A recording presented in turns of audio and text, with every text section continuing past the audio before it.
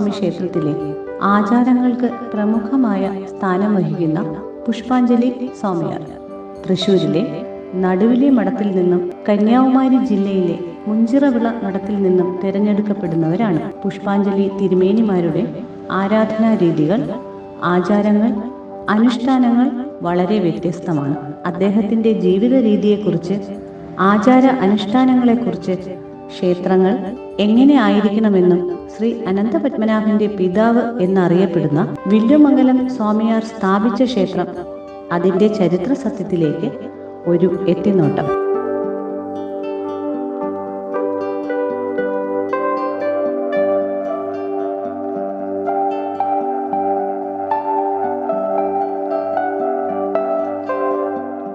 പത്മത്തെ നാഭിയിൽ വഹിക്കുന്ന ശ്രീ പത്മനാഭൻ, ഹൃദയപത്മത്തിൽ വെച്ച് ആരാധിക്കുന്ന വൈഷ്ണവ ഭക്തർ, ശ്രീ പത്മനാഭനെ തന്നെ പുഷ്പാഞ്ജലി അർപ്പിക്കുവാൻ നിയോഗിച്ചിട്ടുള്ള ഭാഗ്യം ലഭിച്ച തലമുറയിൽപ്പെട്ടവർ, ആ തലമുറയിൽപ്പെട്ട പുഷ്പാഞ്ജലി സ്വാമിയാർ പറയുന്ന ചരിത്രം മനസ്സിലാക്കാൻ കഴിയുന്നത് തന്നെ പരമപുണ്യമാണ്. വില്ലുമംഗലം സ്വാമിയും ശ്രീ പത്മനാഭ ക്ഷേത്രവുമായി എന്തെങ്കിലും ബന്ധമുണ്ടോ?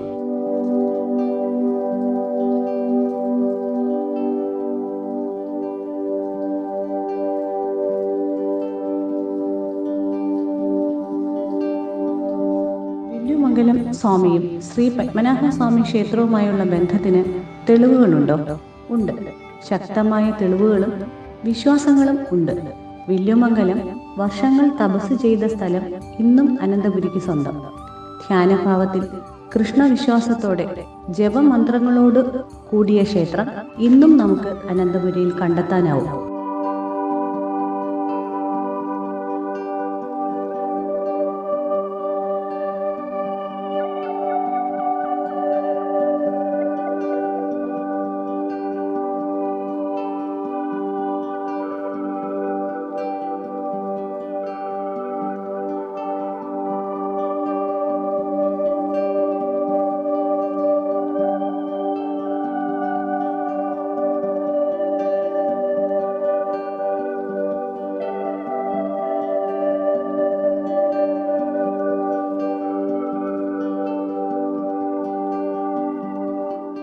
തിരുവനന്തപുരത്തെക്കുറിച്ച് ഇന്ന് എവിടെ പറഞ്ഞാലും ശ്രീ പത്മനാഭ സ്വാമി ക്ഷേത്രം ഉണ്ട് എന്നത് ഏവരുടെയും ചിന്തയിൽ അല്ലെങ്കിൽ ഏവരുടെ ഓർമ്മയിൽ പെട്ടെന്ന് തെളിയും. എന്നാൽ പണ്ട് ശ്രീ പത്മനാഭൻ വാഴുന്ന ദേശം എവിടെയോ അതാണ് അനന്തപുരി എന്നറിഞ്ഞിരുന്ന ഒരു കാലം ഉണ്ടായിരുന്നു. ശ്രീ വാഴുങ്കോട് എന്നായിരുന്നു നാമം. അങ്ങനെയുള്ള ശ്രീ പത്മനാഭന്റെ പടിഞ്ഞാറേ നടയിൽ വില്ലുമംഗലം സ്വാമി ക്ഷേത്രം ശാന്തമായ അന്തരീക്ഷത്തിൽ സാധാരണമായ എന്നാൽ അസാധാരണമായ ഒരു ക്ഷേത്രം. ഈ ക്ഷേത്രമാണ് വില്ലുമംഗലം സ്വാമിയാർ തപസ് ചെയ്യുന്ന ക്ഷേത്രം എന്നറിയപ്പെടുന്നത്. പടിഞ്ഞാറേ കോട്ടയുടെ തൊട്ടരികിലായി അതിമനോഹരമായ സ്ഥലം, പൂവുകൾ കൊണ്ട് അലങ്കൃതമായ വിവിധ ഔഷധ ഗുണങ്ങളുള്ള സസ്യലതാദികൾ കൊണ്ട് ഇവിടെ നിറഞ്ഞിരിക്കുന്നു.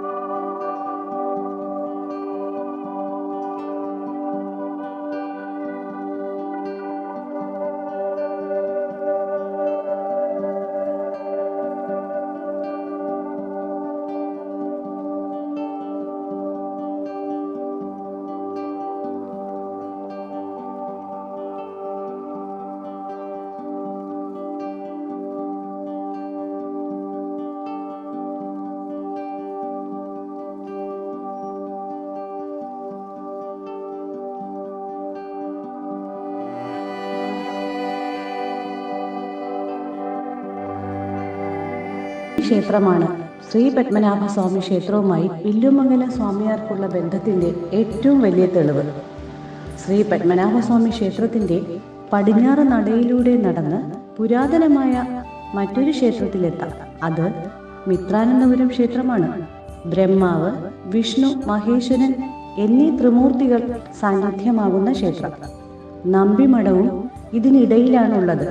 ഇതിൽ ആദ്യം ചെല്ലുന്നത് വിഷ്ണുവും മഹാദേവനും സാന്നിധ്യമുള്ള ക്ഷേത്രത്തിലേക്കാണ് എങ്കിൽ അവിടെ നിന്ന് നേരെ പുറകിലേക്ക് ഒരു വലിയ തീർത്ഥക്കുളം കാണുവാൻ കഴിയും. ബ്രഹ്മതീർത്ഥം എന്നാണ് ഇതറിയപ്പെടുന്നത്. ബ്രഹ്മതീർത്ഥവും കടന്ന് മുന്നോട്ട് പോകുമ്പോഴാണ് ബ്രഹ്മാവിൻ്റെ ക്ഷേത്രം കാണുന്നത്. ബ്രഹ്മാവിൻ്റെ ക്ഷേത്രത്തിൽ എത്തുന്നതിന് നേരെ മുന്നിലായി നടന്നു വന്ന് വലതുഭാഗത്തുള്ള വഴിയിലൂടെ സഞ്ചരിച്ചാൽ നടുവിൽ മഠത്തിൽ എത്തുവാൻ കഴിയുന്ന നമുക്ക് പുഷ്പാഞ്ജലി സ്വാമിയാർ താമസിക്കുന്ന മഠവും കാണാനാവും. മഠത്തിന് തൊട്ടരികിലാണ് വില്ലുമംഗലം ക്ഷേത്രം സ്ഥിതി ചെയ്യുന്നത്. തേവാരപുരയാണ് പിന്നീട് ക്ഷേത്രമായി മാറിയത് എന്നാണ് ഐതിഹ്യം.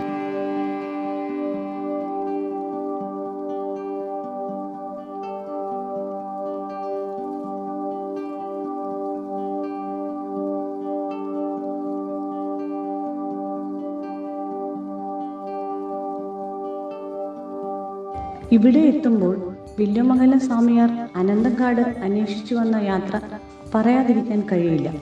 കാസർഗോഡ് നിന്ന് വില്ലുമംഗലം സ്വാമി ഒരു സഞ്ചാരം നടത്തിയതിനെ കുറിച്ചുള്ള സംഭവം നമുക്കറിയാം.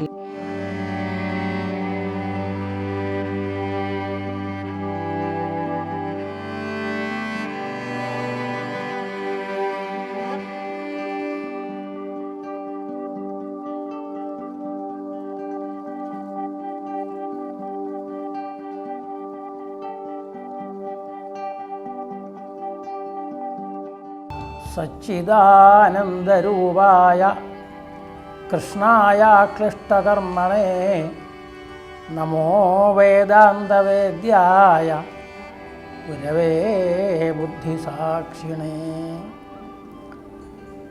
സൂര്യേന്ദുകോടിവിലസന്മകുടാംഗദാദിഭൂഷാസഹസ്രപരിഭൂഷിതദിവ്യഗാത്രം ഭോഗീന്ദ്രഭോഗശയനം ദയിതാസമേതം ശ്രീപത്മനാഭമനിശം ഹൃദി ഭാവയാമി.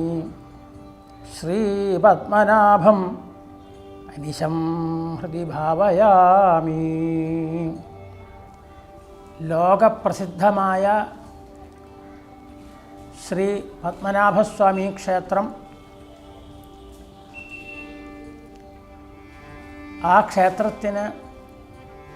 ആ ക്ഷേത്രമുണ്ടായത് ഒരു മഹാത്മാവിൻ്റെ സങ്കല്പം കൊണ്ടാണ്. ആ മഹാത്മാവാണ് പ്രസിദ്ധനായിട്ടുള്ള വില്ലുമംഗലത്ത് സ്വാമിയാർ. 1200 വർഷം ആവാറായി അദ്ദേഹത്തിൻ്റെ കാലം. ആചാര്യസ്വാമികൾക്ക് ശേഷം അദ്ദേഹത്തിൻ്റെ 4 ശിഷ്യന്മാരിൽ ഒരു ശിഷ്യനായ സുരേശ്വര ആചാര്യർ ശൃംഗേരി മഠത്തിൻ്റെ അധിപതി. അദ്ദേഹമാണ് തൃശ്ശൂരിൽ വടക്കുംനാഥൻ്റെ മുമ്പിൽ ഒരു മഠം സ്ഥാപിക്കുകയുണ്ടായി. അദ്ദേഹത്തിൻ്റെ 4 ശിഷ്യന്മാരും ഓരോരോ മഠം സ്ഥാപിച്ചു. അതിലെ സുരേശ്വരാചാര്യർ സ്ഥാപിച്ച മഠമാണ് നടുവിൽ മഠം. ആ മഠത്തിൽ ആദ്യമായിട്ട് അതിൻ്റെ മഠാധിപതിയായിട്ട് സുരേശ്വരാചാര്യരെ അവരോധിച്ചത് വില്ലുമംഗലത്ത് ദിവാകരൻ എന്ന പേരായ ആ മഹാത്മാവിനെയാണ്. അദ്ദേഹം വലിയ ഭഗവത് ഭക്തനാണെന്ന് എല്ലാവർക്കും അറിയാലോ. കൃഷ്ണഭക്തൻ. കാസർഗോട്ട് അനന്തപുരത്ത് ദിവ്യക്ഷേത്രത്തിൽ ഭഗവാനെ ഉപാസിച്ചുകൊണ്ടിരിക്കുന്നു. അപ്പോഴാണ് ഭഗവാനെ ലാളിക്കുന്നു. ചെറിയ കുട്ടിയായിട്ടൊക്കെ ഭഗവാൻ ദർശനം കൊടുക്കുന്നു മഹാത്മാവിന്. അപ്പോഴാണ് പെട്ടെന്ന് ഒരു വികൃതി കാണിച്ചപ്പോൾ വില്ലുമംഗലം ചെറിയൊരു ശിക്ഷ കൊടുത്തു. ഇനി എന്നെ കാണണമെങ്കിൽ അനന്തപുരത്തിൽ വരണം എന്ന് പറഞ്ഞു. ഇതെവിടെ ഇതൊന്നും അറിയില്ല. അങ്ങനെ പുറപ്പെട്ട് ഈ അനന്തങ്കാട്ടിൽ, ഈ പ്രദേശം മുഴുവൻ അനന്തങ്കാടെന്നാണല്ലോ അറിയപ്പെടുക, അവിടെ വച്ച് ഭഗവാനെ ആദ്യമായിട്ട് ദർശിച്ചു. ഈ വില്ലുമംഗലം വലിയ ഒരു രൂപമായിട്ട്, സാധാരണക്കാർക്കൊന്നും ഉപാസിക്കാൻ പറ്റില്ല, അത്രയും വലുതായി കഴിഞ്ഞാൽ. അങ്ങനെ അനന്തശായിയായിട്ട് ദർശനം കൊടുത്തു. ഭഗവാനെ അവിടുന്ന് ഈ വലിയ രൂപം ഒന്ന് ഉപസംഹരിച്ച് സാധാരണക്കാർക്ക് ഉപാസിക്കാൻ പാകത്തിന് ആയിത്തീരണമെന്ന് പ്രാർത്ഥിച്ചപ്പോൾ ഇന്ന് കാണുന്ന രീതിയിൽ ആ ഭഗവാൻ, ഇന്ന് അനന്തശായിയായിട്ട് ഭഗവാൻ എങ്ങനെയാണോ ആ രൂപത്തിലാണ് ആ മഹാത്മാവിന് ദർശനം കൊടുത്തത്. ആ രൂപം കണ്ടു കഴിഞ്ഞപ്പോൾ ആദ്യമായിട്ട് അവിടെ അദ്ദേഹം ഒരു പൂജ നടത്തി. ആ കാട്ടിൽ കെട്ടുന്ന ചില മാങ്ങയോ അങ്ങനെ വച്ചുകൊണ്ട് യഥാശക്തി പൂജിച്ചു. അന്ന് മുതൽ ഭഗവാൻ എല്ലാവരെയും അനുഗ്രഹിച്ചുകൊണ്ട് അനന്തശായിയായിട്ട് സാക്ഷാ അനന്ത പത്മനാഭസ്വാമി ആയിട്ട് ദർശനം കൊടുത്ത് അനുഗ്രഹിച്ചുകൊണ്ടിരിക്കണം. ആ സ്വാമിയാരുടെ മഠമാണ് ഇത്. അദ്ദേഹം ഉപാസിച്ച് ഭഗവാനെ എന്നും പുഷ്പാഞ്ജലി ചെയ്തുകൊണ്ടിരുന്നു. അത് കാരണം ആ പരമ്പരയിലെല്ലാവർക്കും ഇവിടെ പത്മനാഭസ്വാമിയെ നിത്യം പുഷ്പാഞ്ജലി ചെയ്യണം. ഇനി ഇവിടെ വരാൻ കഴിയാണ്ട് മറ്റൊരു സ്വാമിമാർ തൃശ്ശൂർ താമസിക്കുമ്പോൾ അവർക്കും അവിടെ നിത്യപൂജാ വിഗ്രഹത്തിലെ പീഠത്തുമേ അനന്തശയനമുണ്ട്, അവിടെ പൂജയുണ്ട്, എവിടെ പോയാലും ഉണ്ട്.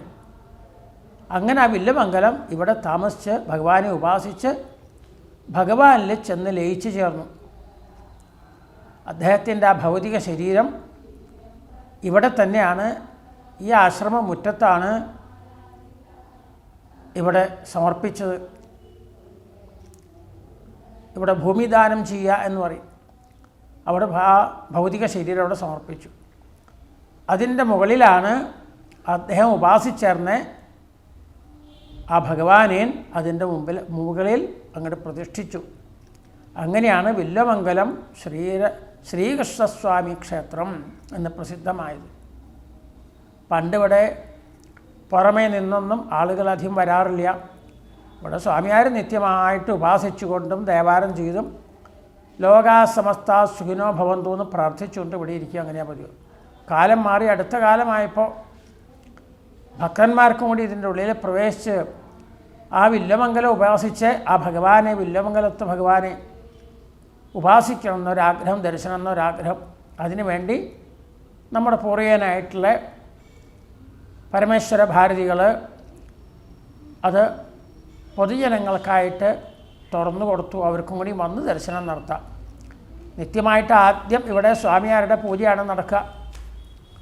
അതൊക്കെ കഴിഞ്ഞാൽ സ്വാമിയാരുടെ ഉപാസനകൾ, പൂജകൾ, നിത്യദേവാരങ്ങൾ കഴിഞ്ഞാൽ പിന്നെ പൊതുജനങ്ങൾക്ക് ദർശനം കൊടുക്കാനായിട്ട് അത് തുറന്നു കൊടുക്കും.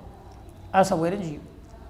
പ്രധാനമായിട്ട് ഇവിടെ കാര്യസാധ്യത്തിനായിട്ടുള്ള പൂജയും പുഷ്പാഞ്ജലി, ഭക്തന്മാർക്ക് പുഷ്പാഞ്ജലിയാണ് ഇവിടെ പ്രധാനമായിട്ടുള്ളത്.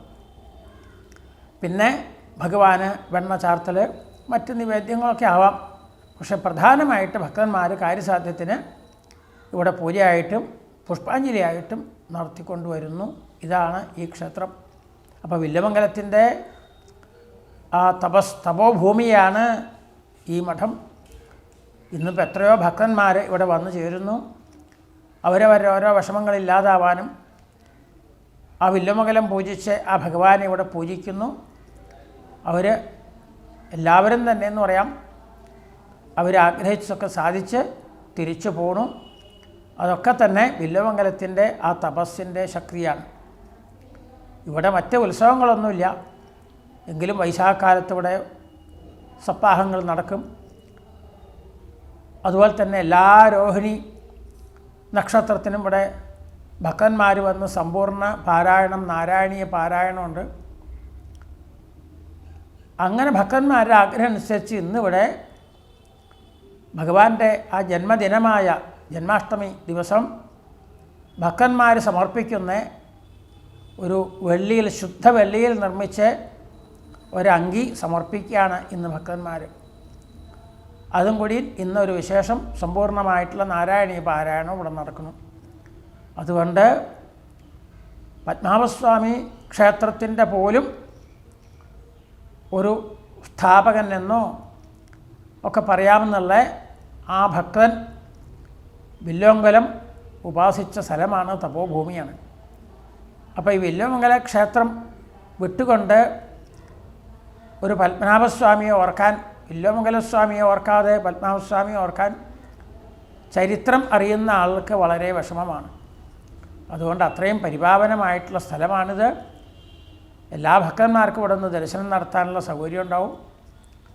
കാലത്ത് ആദ്യമായിട്ട് സ്വാമിയാരുടെ പൂജാ പുഷ്പാഞ്ജലി, അത് കഴിഞ്ഞാൽ ഭക്തന്മാർക്ക് ദർശനം. വിശേഷമായിട്ട് ഇവിടെ ഒരു നിവേദ്യം നടത്തും, പാൽപ്പായസം നിവേദ്യം മുതലായിട്ടുള്ളതൊക്കെ. അത് കഴിഞ്ഞാൽ ഒരു 10 മണി വരെ ഏതാണ്ട് ക്ഷേത്രം തുറന്നിരിക്കും. അത് കഴിഞ്ഞാൽ പിന്നെ വൈകുന്നേരം 5 മണിക്ക് ശേഷം തുറക്കും. 7:30 വരെ ഇവിടെ ദർശന സൗകര്യമുണ്ടാവും. വൈകുന്നേരം വിശേഷമായിട്ട് ഭക്തന്മാരുടെ വക അവിൽ നിവേദ്യവും ദീപാരാധനയും എല്ലാം നടക്കും വൈകുന്നേരം സന്ധ്യയോട് കൂടിക്കൊണ്ട്. ഇങ്ങനെയുള്ള ഒരു പുണ്യസ്ഥലം, അത് എല്ലാ ഭക്തന്മാർക്കും ഇവിടെ വന്ന് ഉപാസിക്കാനുള്ള സൗകര്യങ്ങളുണ്ട്.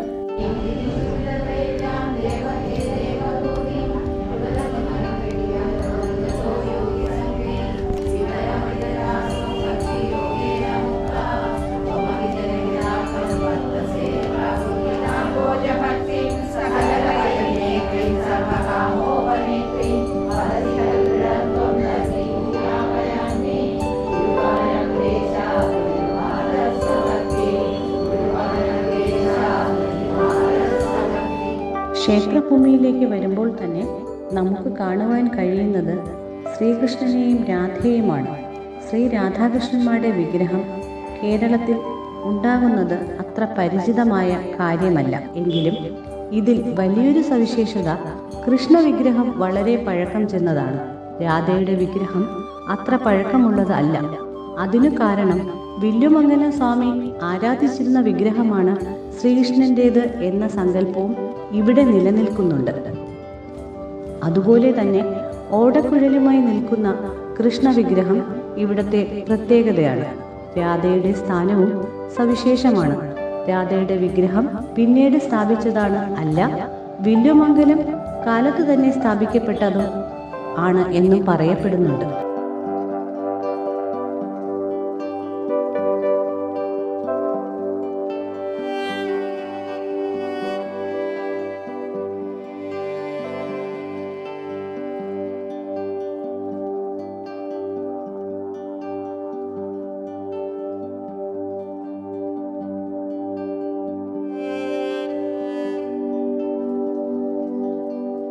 വില്ലുമംഗലം സ്വാമി എന്ന് പറയുന്നത് ഒരു സ്വാമി എന്നല്ല, പല സ്വാമിമാർ ഉണ്ട് എന്ന ഐതിഹ്യങ്ങളും ചരിത്രങ്ങളും സാക്ഷ്യപ്പെടുത്തുന്നു.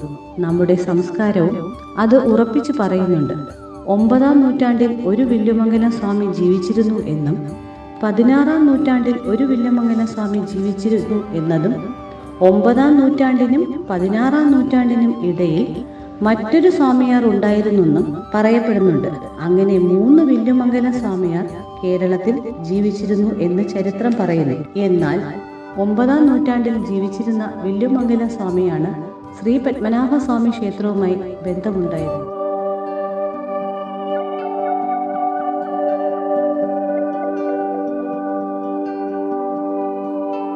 വില്ലുമംഗലം സ്വാമികളുടെ സമാധിസ്ഥലത്താണ് അദ്ദേഹം ഉപാസിച്ചേർന്ന വിഗ്രഹത്തെ ഇവിടെ പ്രതിഷ്ഠിച്ചേക്കുന്നത്. ശംഖചക്രഗദാംബുജധാരിയാണ്. എങ്കിലും കൃഷ്ണസങ്കല്പമായിട്ട് വെണ്ണ നിവേദ്യമൊക്കെ ആയിട്ട് ഭഗവാന് വിശേഷം ഇവിടെ. ഉപദേവന്മാരെന്ന് പറയാൻ ഗണപതി മാത്രമാണ് പ്രധാന ഒരു ഉപദേവതയായിട്ട് ഇവിടെയുള്ളത്. അതും അദ്ദേഹം തന്നെ ഉപാസിച്ചേർന്ന ദേവതയാവാനാണ് സാധ്യത. വളരെ പഴക്കമുള്ളതാണ്. മറ്റു ഉപദേവന്മാരൊന്നും ഇവിടെ ഇല്ല. ചില ഭക്തന്മാർ അയ്യപ്പസ്വാമിയുടെ ശാസ്താവിൻ്റെ ഒരു സാന്നിധ്യമുണ്ടെന്ന് പറഞ്ഞ് പൂർവികന്മാർ ഇവിടെ ഒരു സ്ഥലത്ത് എന്നും ഒരു വിളക്ക് കൊളുത്തും. അതുപോലെ തന്നെ പൂജയ്ക്ക് വയ്ക്കുന്ന സ്ഥലത്ത്, ദേവിയെ ആരാധിക്കുന്ന സ്ഥലത്തും എല്ലാ ദിവസവും ഒരു വിളക്ക് കൊളുത്തും. അയ്യപ്പസ്വാമിക്ക് മണ്ഡലക്കാലത്ത് വിശേഷ ദീപാരാധനകളൊക്കെ ഉണ്ടാവും. ദേവിക്ക് നവരാത്രി കാലത്ത് മാത്രം വിശേഷ പൂജകൾ. മറ്റൊക്കെ അവിടെ ഒരു ദേവിയുടെ സാന്നിധ്യം എന്ന് സങ്കല്പിച്ച് അവിടെ ഒരു ദീപം എന്നും പ്രകാശിപ്പിക്കും 2 നേരം. ഇതാണ്. എല്ലാ ഭക്തന്മാർക്കും ഇവിടെ പ്രവേശമുണ്ട്. ഇവിടെ വന്ന് ദർശനം നടത്താനുള്ള സൗകര്യമുണ്ട്. പുഷ്പാഞ്ജലികളൊക്കെ നടത്താനുള്ള സൗകര്യമുണ്ട്. പത്മനാഭസ്വാമിയെ ദർശിക്കുന്ന എല്ലാവരും തന്നെ ആ ഭഗവാനെ അവിടെ ദർശിച്ച് ആ വില്ലുമംഗലത്തിൻ്റെ സമാധിസ്ഥലവും കൂടി ദർശിക്കുന്നത് വളരെയധികം പുണ്യമാണ്. അതും കൂടി വേണ്ടതാണെന്ന് പൂർവികന്മാർ അനുസ്മരിക്കാറുണ്ട്. അതും ഇവിടെ സൗകര്യമുണ്ട്. എല്ലാവർക്കും അറിയാം. വില്വമംഗലം ക്ഷേത്രം കോട്ടയ്ക്കകത്ത് മിത്രാനന്തപുരം ത്രിമൂർത്തി ക്ഷേത്രത്തിൻ്റെ തൊട്ടടുത്തായിട്ട് വരും. ത്രിമൂർത്തി ക്ഷേത്രമുണ്ട്. അതിൽ വിഷ്ണു ശിവൻ കഴിഞ്ഞ് പിന്നീട് പടിഞ്ഞാറ് ഭാഗത്താണ് ബ്രഹ്മാവ്. ബ്രഹ്മാവിൻ്റെ ക്ഷേത്രത്തിൻ്റെ തൊട്ട് അടുത്ത് ആണ് നമ്മുടെ ഈ ക്ഷേത്രം. ത്രിമൂർത്തി ക്ഷേത്രം എന്നുള്ള വലിയ ബോർഡ് അവിടെയൊക്കെ ഭക്തന്മാർക്ക് കാണാം, പടിഞ്ഞാറ് ഗോപുരത്തിൻ്റെ അവിടെ.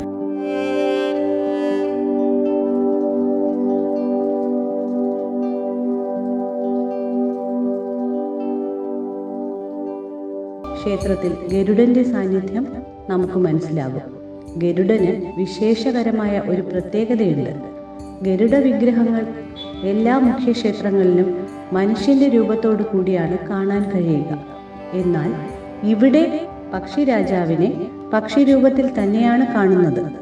വില്വമംഗലം ശ്രീകൃഷ്ണസ്വാമി ക്ഷേത്രം കെട്ടിലും മട്ടിലും വളരെ പഴക്കം സൂക്ഷിക്കുന്നതാണ്. നിർമ്മാണ രീതിയിൽ ലാളിത്യത്തിനൊപ്പം ക്ഷേത്രത്തിൻ്റെതായ എല്ലാ സംവിധാനങ്ങളും ഇവിടെ കാണാം. നടുവിൽ മഠത്തിന്റെ തേവാരപ്പുരയാണ് ക്ഷേത്രമായി മാറിയത് എന്ന് പറഞ്ഞുവല്ലോ. നമുക്കിവിടെ ചെറിയ നമസ്കാര മണ്ഡപവും മുകൾ തട്ട് പുഷ്പങ്ങൾ കൊണ്ട് മാത്രം അലങ്കരിച്ചിരിക്കുന്നതും കാണാനാവും. സാധാരണ പഴയ കാലത്തെ ക്ഷേത്രങ്ങൾ പോലെ അധികം ശില്പങ്ങളോ അലങ്കാരങ്ങളോ ഇല്ല എന്നതും പ്രത്യേകതയാണ്. വട്ടത്തിൽ ശ്രീകോവിലാണ് ഇവിടെ. ചതുർബാഹു ശ്രീകൃഷ്ണ വിഗ്രഹ സാന്നിധ്യമാണ് ഉള്ളത്.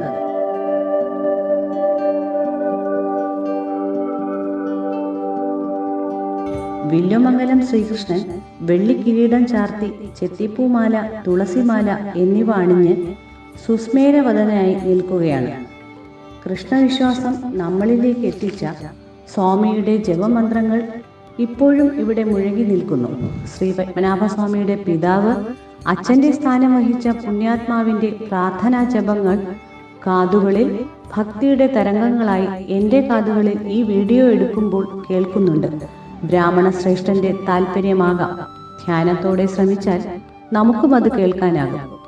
ഏറ്റവും പ്രധാനപ്പെട്ട മറ്റൊരു കാര്യം, ഈ ശ്രീകൃഷ്ണ ക്ഷേത്രം വില്വമംഗലം സ്വാമിയാർ പൂജിച്ചിരുന്ന സ്ഥലം മാത്രമല്ല, അദ്ദേഹത്തിന്റെ സമാധി സ്ഥലം കൂടിയാണ്. സമാധി ക്ഷേത്രങ്ങൾ എന്നത് ഭാരതത്തിൽ അനവധിയുണ്ട്. ഋഷിമാരുടെ സമാധി സ്ഥലങ്ങൾ നിലകൊള്ളുന്ന സ്ഥലമാണ് സമാധി ക്ഷേത്രങ്ങൾ എന്ന് പറയുന്നത്. ശ്രീ പത്മനാഭസ്വാമി ക്ഷേത്രം പോലും ഒരു സമാധി ക്ഷേത്രമാണ് എന്നൊരു വിശ്വാസമുണ്ട്. അഗസ്ത്യ മുനിയുടെ സമാധി കുടീരത്തിന് മുകളിലാണ് ശ്രീ പത്മനാഭസ്വാമി ക്ഷേത്രം സ്ഥിതി ചെയ്യുന്നത് എന്ന് ഇതുമായി ബന്ധപ്പെട്ട ചില തമിഴ് ഗ്രന്ഥങ്ങളിൽ കാണുന്നുണ്ട്. അങ്ങനെ അഗസ്ത്യസ്വാമിനിയുടെ സമാധി സ്ഥലമാണ് ശ്രീ പത്മനാഭസ്വാമി ക്ഷേത്രം എന്ന് വിശ്വസിക്കുമ്പോൾ വില്വമംഗലം ശ്രീകൃഷ്ണസ്വാമി ക്ഷേത്രം വില്വമംഗലം സ്വാമിയാരുടെ സമാധി സ്ഥലമെന്ന് വിശ്വസിക്കപ്പെടുന്നു. വില്വമംഗലം സ്വാമിയാരുടെ സമാധിക്ക് മുകളിലാണ് വിഗ്രഹ പ്രതിഷ്ഠ. അവിടെ തന്നെയാണ് ശ്രീകോവിൽ നിർമ്മിച്ചിരിക്കുന്നത്. അപ്പോൾ ഈ ക്ഷേത്രത്തിൽ വന്നാൽ ശ്രീകൃഷ്ണനെ മാത്രമല്ല കണ്ടുമടങ്ങുന്നത്. നമ്മൾ പ്രാർത്ഥിക്കുന്നത്, ആരാധിക്കുന്നത്, പൂജിക്കുന്നത് വൈഷ്ണവ ഭക്തനായ ഉദാത്ത സന്യാസി ഭാവമുള്ള വില്വമംഗലം സ്വാമിയാറായ ഗുരുവിനെ കൂടി വണങ്ങാനുള്ള അവസരമാണ് കിട്ടുന്നത്.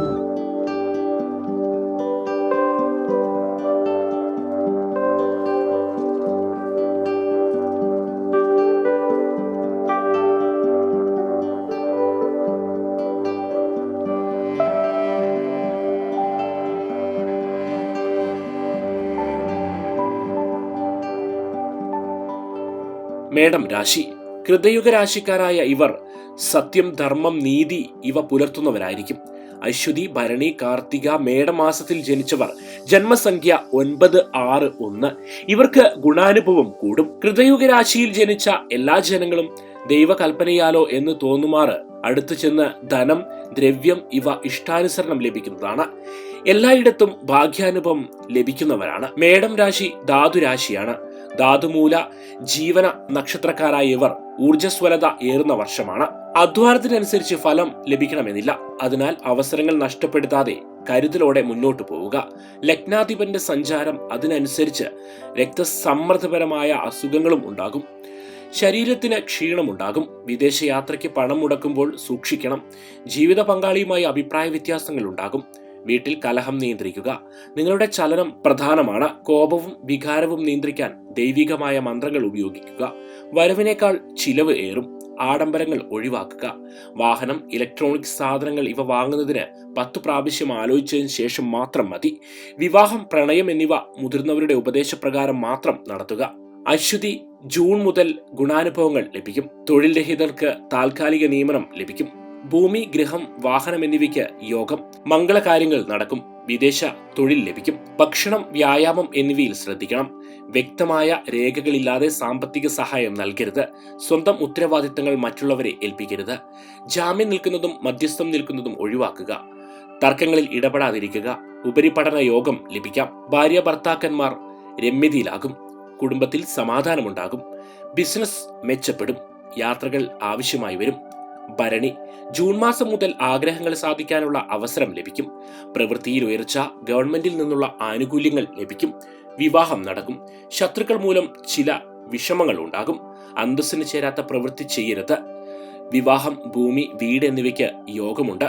തൊഴിൽ ലഭിക്കാം. വിദ്യാർത്ഥികൾ പഠനത്തിൽ പ്രത്യേക ശ്രദ്ധ കേന്ദ്രീകരിക്കുക. പെൺകുട്ടികൾ ചതിയിൽപ്പെടാതെ സൂക്ഷിക്കുക. ഉചിത തീരുമാനങ്ങൾ ആലോചിച്ച ശേഷം മാത്രം എടുക്കുക. നാവ് സൂക്ഷിച്ച് ഉപയോഗിക്കുക. ദാമ്പത്തിക ജീവിതത്തിൽ വിട്ടുവീഴ്ചകൾ ആവശ്യമായി വരും. ഇടവം രാശി. കാർത്തിക, രോഹിണി, മകയിരം, ഇടവമാസത്തിൽ ജനിച്ചവർ.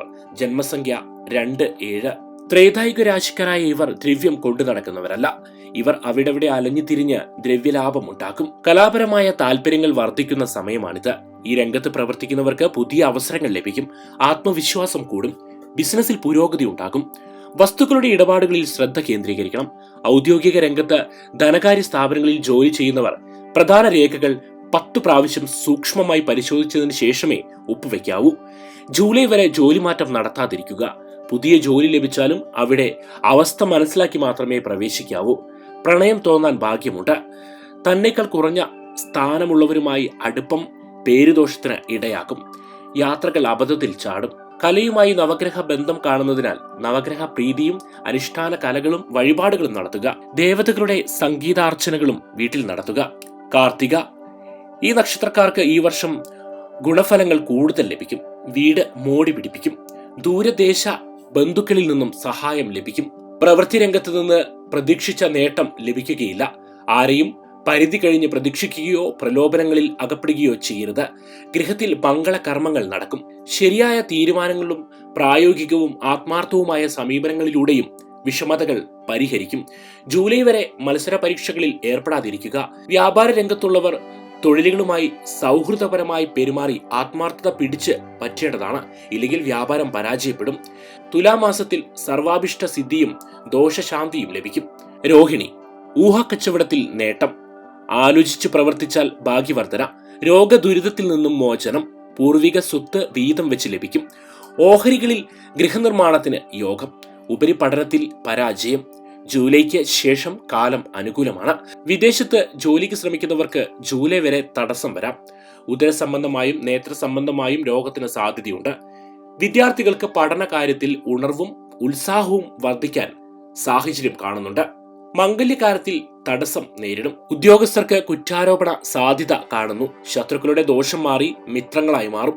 അഗ്നി, ആയുധം, വാഹനം, ഇലക്ട്രിസിറ്റി എന്നിവ കൈകാര്യം ചെയ്യുന്നവർ സൂക്ഷ്മത പാലിക്കുക.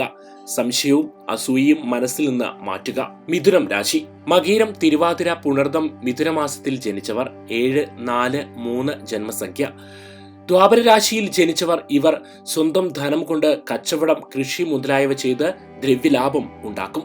അധ്വാനത്തിന്റെ ഫലം മൊത്തം കിട്ടില്ല. അപ്രതീക്ഷിതമായ മാറ്റം ഉണ്ടാകുന്ന വർഷമാണിത്. ആഡംബരം കൂടുതൽ കാണിക്കും. ഭൂമി, വാഹനം, ഗൃഹം, ആഭരണങ്ങൾ, ഇലക്ട്രോണിക്സ് സാധനങ്ങൾ വാങ്ങാൻ യോഗമുണ്ട്. ജോലി സംബന്ധമായ ഉത്സാഹം, ദൂരദേശ യാത്ര, വിദേശയാത്ര എന്നിവയ്ക്ക് യോഗമുണ്ട്. വിദ്യാർത്ഥികൾക്ക് പഠനത്തിൽ മാന്ദ്യം സംഭവിക്കാം. നവഗ്രഹ ഭജനം നടത്തുക. വാമനമൂർത്തിയെ വിചാരിക്കുക. ശരീരചലനങ്ങളിൽ നിന്നും മാറ്റം വരുത്തി ബുദ്ധി വർദ്ധിപ്പിക്കുക. ഇതുവഴി ഭാഗ്യാനുഭവങ്ങൾ കൂടും. കച്ചവടത്തിലൂടെ ധനനഷ്ടത്തിന് സാധ്യതയുണ്ട്. ജൂലൈക്ക് ശേഷം പുതിയ ബിസിനസ്സിൽ ലാഭം കൂടും. പുതിയ സംരംഭങ്ങൾക്ക് അവസരം തേടിയെത്തും. സിനിമ, TV രംഗത്തുള്ളവർക്ക് അവസരങ്ങളും പ്രശസ്തിയും ലഭിക്കും. കുടുംബത്തിലെ വസ്തുവകകൾ കൈവശം വന്നു ചേരും. കുടുംബത്തിലെ ബന്ധങ്ങൾ ശിഥിലമാകാതെ സൂക്ഷിക്കുക. മകയിരം. പ്രവൃത്തി രംഗത്ത് പുരോഗതി, സാമ്പത്തിക നേട്ടം, നഷ്ടപ്പെട്ട പണമോ വിലപിടിച്ച വസ്തുക്കളോ ജൂൺ മാസത്തിന് ശേഷം കൈവശം വന്നു ചേരാൻ യോഗമുണ്ട്. ആരോഗ്യകാര്യങ്ങളിൽ പ്രത്യേക ശ്രദ്ധ വേണം. കുടുംബങ്ങളിൽ മംഗള കർമ്മത്തിന് സാധ്യതയുണ്ട്. കേസുകളിൽ അനുകൂല വിധിക്ക് സാധ്യതയുണ്ട്. ആരുമായി കലഹിക്കരുത്. പലിശയ്ക്ക് പണം കൊടുക്കുന്നവർ സൂക്ഷ്മമായി രേഖ കിട്ടിയതിനു ശേഷം മാത്രം നൽകുക. ജൂലൈ വരെ പരീക്ഷയിൽ നല്ല വിജയം അസാധ്യമാണ്. സന്താനകാര്യത്തിൽ മനസ്സ് വിഷമിക്കും. രാഷ്ട്രീയ രംഗത്തുള്ളവർക്ക് ഗുണാധിക്യം. പ്രേമബന്ധങ്ങൾ കുരിശായി മാറും. തിരുവാതിര.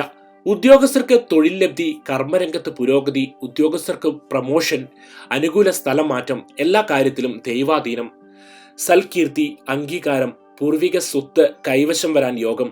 വിദേശത്തുള്ള ബന്ധുക്കളിൽ നിന്നും സഹായങ്ങൾ ലഭിക്കും. കടം കൊടുത്ത പണമോ വിലപിടിപ്പുള്ള വസ്തുവോ തിരികെ കിട്ടും. സ്ത്രീജനത്തിന് ദേഹദുരിതവും മാനഹാനിക്കും സാധ്യതയുണ്ട്. പുണർദം. ആപത്തിൽ സുഹൃത്തുക്കളിൽ നിന്നും ബന്ധുക്കളിൽ നിന്നും സഹായം ലഭിക്കും. കർമ്മരംഗം മെച്ചപ്പെടും. ലോട്ടറി കിട്ടാൻ സാധ്യതയുണ്ട്. പുണർദം 3-ാം പാദക്കാർക്ക് സർവാധിഷ്ഠ സിദ്ധിയും ടെസ്റ്റിലും ഇന്റർവ്യൂകളിലും വിജയം. സർക്കാർ ജീവനക്കാർക്ക് അനുകൂല കോടതി വിധി പ്രതീക്ഷിക്കാം. പ്രണയം വിവാഹത്തിൽ കലാശിക്കും. തൊഴിൽ രംഗത്ത് ഉയർച്ച. സിനിമ സീരിയൽ രംഗത്തുള്ളവർക്ക് പ്രശസ്തിയും അംഗീകാരവും ലഭിക്കും. കർക്കിടകം രാശി. കർക്കിടകത്തിൽ ജനിച്ചവർ ജന്മസംഖ്യം 3, 8, 5. പുണർദം, പൂയം, ആയില്യം. കലിയുഗ രാശിക്കാരായ ഇവർക്ക് ഒരു വിധത്തിലും ദ്രവ്യലാഭം ഉണ്ടാകുന്നതല്ല. വൈകാരികമായി സന്തോഷം അനുഭവിക്കാൻ യോഗമുള്ള വർഷമാണിത്. ജൂലൈക്ക് ശേഷം മംഗളകർമ്മങ്ങൾ നടക്കും. ജൂലൈ വരെ മാനസിക പ്രയാസങ്ങൾ ഉണ്ടായിരിക്കും. വിദ്യാർത്ഥികൾക്ക് അർഹിക്കുന്ന ജോലി ലഭിക്കാൻ സാധ്യതയില്ല. ജോലിയിൽ പ്രമോഷനും ശമ്പള വർധനവും ലഭിക്കാൻ സാധ്യത കാണുന്നുണ്ട്. ജോലി മാറാൻ യോഗം. പ്രൊഫഷണൽ കോഴ്സിന് അഡ്മിഷൻ ലഭിക്കും. ജലവുമായി ബന്ധപ്പെട്ട രാശിയായതിനാൽ ജലവുമായി ബന്ധപ്പെട്ട ജോലികൾ ചെയ്യുന്നത് നന്നായിരിക്കും. ഗുണാനുഭവങ്ങൾ കൂടുതൽ ലഭിക്കും. പൂയം. ഉന്നത വ്യക്തികളിൽ നിന്നും സഹായ സഹകരണങ്ങൾ ലഭിക്കും. യുക്തിപൂർവം അവസരോചിതമായ തീരുമാനങ്ങൾ എടുക്കും. വിദേശ യാത്ര സഫലമാകും. വിദ്യാർത്ഥികൾക്ക് ആഗ്രഹിച്ച വിഷയത്തിൽ പഠനം മുന്നോട്ട് കൊണ്ടുപോകാൻ സാധിക്കില്ല. നവഗ്രഹ പ്രീതി സമ്പാദിക്കുക. തുടങ്ങിവെച്ച കാര്യങ്ങൾ പൂർത്തീകരിക്കാൻ തടസ്സങ്ങൾ ഉണ്ടാകും. പ്രവൃത്തി മണ്ഡലത്തിൽ പുരോഗതി കുറയും. ഗവൺമെന്റ് ജീവനക്കാർക്ക് ആനുകൂല്യങ്ങൾ ലഭിക്കാൻ തടസ്സം നേരിടും. കർമ്മസംബന്ധമായ യാത്രകൾ വേണ്ടിവരും. പണം കൊടുക്കുന്നവർ ശരിയായ രേഖകൾ വാങ്ങേണ്ടതാണ്. ആയില്യം. ഐശ്വര്യവർദ്ധനവുണ്ടാകും. ദൈവിക കാര്യങ്ങളിൽ വിമുഖത കാണിക്കും. പണപരമായ ബുദ്ധിമുട്ടുണ്ടാകും. വിദേശയാത്രയ്ക്ക് തടസ്സം നേരിടാം. ബന്ധുക്കളുമായി അകന്നു കഴിയുന്ന സ്വഭാവം ഉണ്ടാകും. സ്ഥാനലബ്ധി ഉണ്ടാകും. ചിങ്ങം രാശി. ചിങ്ങമാസത്തിൽ ജനിച്ചവർ മകം, പൂരം, ഉത്രം. ജന്മസംഖ്യ 9, 6, 1. കൃതയുഗ രാശിക്കാരായ ഇവർ സത്യം, ധർമ്മം, നീതി ഇവ പുലർത്തുന്നവരായിരിക്കും. ഇവർക്ക് ഗുണാനുഭവം കൂടും. എല്ലാ ജനങ്ങളും ദൈവകൽപ്പനയാലോ എന്ന് തോന്നുമാറ് അടുത്ത് ചെന്ന് ദ്രവ്യം, ധനം എന്നിവ ഇഷ്ടാനുസരണം ലഭിക്കുന്നതാണ്. വിദ്യാർത്ഥികൾക്ക് പഠനത്തിൽ തടസ്സം നേരിടും. ഗണപതിയെ ഭജിക്കുക. വിദേശ രാജ്യങ്ങളിൽ നിന്ന് ജോലിക്ക് താല്പര്യമുണ്ടെങ്കിൽ അത് നടക്കും. ഉന്നത വ്യക്തികളുടെ സഹായങ്ങൾ ലഭിക്കും. പ്രതീക്ഷകൾ നടക്കുന്ന വർഷമായിരിക്കും ഇത്. അഗ്നി, വായു, വൈദ്യുതി എന്നിവയിൽ നിന്നും അപകട സാധ്യത ഏറെയാണ്. വസ്തു വാങ്ങാനോ വിൽക്കാനോ യോഗമുള്ള കാലമാണിത്. പിന്നീട് നിയമപ്രശ്നങ്ങളിൽ വരാതിരിക്കാൻ നിയമോപദേശം കിട്ടിയ ശേഷം ഇടപാടുകൾ നടത്തുക. ഇടപാടുകൾ ചെയ്യുമ്പോൾ നന്നായി പരിശോധിക്കുക. മകം. പൊതുവെ ഗുണകരമായ വർഷം. തീർത്ഥാടനം നടത്തും. നേർച്ച, കുടിശ്ശിക തീർക്കും. പ്രൊഫഷണൽ വിദ്യാർത്ഥികൾക്ക് പരീക്ഷയിൽ വിജയം ലഭിക്കും. ഗണപതിയെ ഭജിക്കുക. കർമ്മരംഗത്തും ജോലി സാധ്യത നടപ്പിലാക്കാനും കൂടുതൽ സാധ്യതകൾ കാണുന്നുണ്ട്. കലാ, സാംസ്കാരിക, രാഷ്ട്രീയ മേഖലയിലുള്ളവർക്ക് പ്രശസ്തിയും അംഗീകാരവും. സർക്കാർ ജീവനക്കാർക്ക് സ്ഥലം മാറ്റത്തിനും അപേക്ഷിച്ചാൽ അനുകൂല ഫലം ലഭിക്കുന്നതാണ്. ബിസിനസ്സിൽ അഭിവൃദ്ധി ഉണ്ടാകും. കുടുംബ ബന്ധത്തിൽ ഉലച്ചിലുണ്ടാകും. നാവ് വാളാണ്. അനാവശ്യ സംസാരങ്ങൾ ഒഴിവാക്കുക. പുതിയ സംരംഭത്തിൽ മുതൽ മുടക്കാൻ വർഷാരംഭം ഏറ്റവും ഉത്തമമാണ്. മകം നക്ഷത്രത്തിൽ 2-ാം പാദത്തിലുള്ളവർക്ക് ദേഹദുരിതമുണ്ടാകും. സ്ത്രീകൾക്ക് മനസ്സുഖമുണ്ടാകും. ലോട്ടറി ലഭിക്കാൻ യോഗം കാണുന്നുണ്ട്. തർക്കത്തിൽ നിന്നും ഒഴിവാക്കുക. പരിഹാരമായി ഗണപതിക്ക് കരിക്കഭിഷേകം നടത്തുക. നിത്യേന ആദിത്യ ഹൃദയ മന്ത്രം ജപിക്കുക. ജന്മ, അനുജന്മ നക്ഷത്രം തോറും മത്സ്യമാംസാദികൾ വർജിക്കുക. പൂരം. മനസ്സിന് സന്തോഷമുണ്ടാകുന്ന വിവരങ്ങൾ അറിയും. ശത്രുക്കളുടെ ഉന്മൂലനാശം കേൾക്കാനിടവരും. ഇഷ്ട ജനസഹകരണം ഉണ്ടാകും. സന്താനങ്ങളുടെ ശ്രേയസിൽ സന്തോഷിക്കും. വിവാഹ സംബന്ധമായ തടസ്സങ്ങൾ മാറും. ബിസിനസ് വിപുലീകരിക്കും. ഗൃഹാന്തരീക്ഷത്തിൽ സമാധാനം കുറയും. വിശ്വസ്തരായി കൂടെ നിൽക്കുന്നവർ അസ്വസ്ഥരാകാൻ ഇടയുണ്ട്. സാമ്പത്തിക ക്രയവിക്രയങ്ങളിൽ കൂടുതൽ രേഖകൾ വാങ്ങി പരിശോധിച്ച ശേഷം ഇടപെടുക. ചിരകാല അഭിലാഷങ്ങൾ സാക്ഷാത്കരിക്കും. കന്നിരാശി. കന്നിമാസത്തിൽ ജനിച്ചവർ ആവശ്യത്തിന് പണം ഉണ്ടാക്കുകയില്ല. ലോൺ, സ്ട്രീറ്റ് സൗകര്യങ്ങൾ ലഭിക്കാൻ കാലതാമസം നേരിടും. ആഡംബരത്തിനും ആരോഗ്യത്തിനും പണം ചിലവാക്കും. പ്രതീക്ഷിക്കാത്ത സമയത്ത് സുനാമി പോലെ ധനച്ചിലവ് വരും. ധനം കരുതി വെക്കേണ്ടത് ആവശ്യമാണ്. തൊഴിലിലും കുടുംബത്തിലും പ്രയാസങ്ങളുണ്ടാകും. ജൂലൈ വരെ ജോലി മാറരുത്.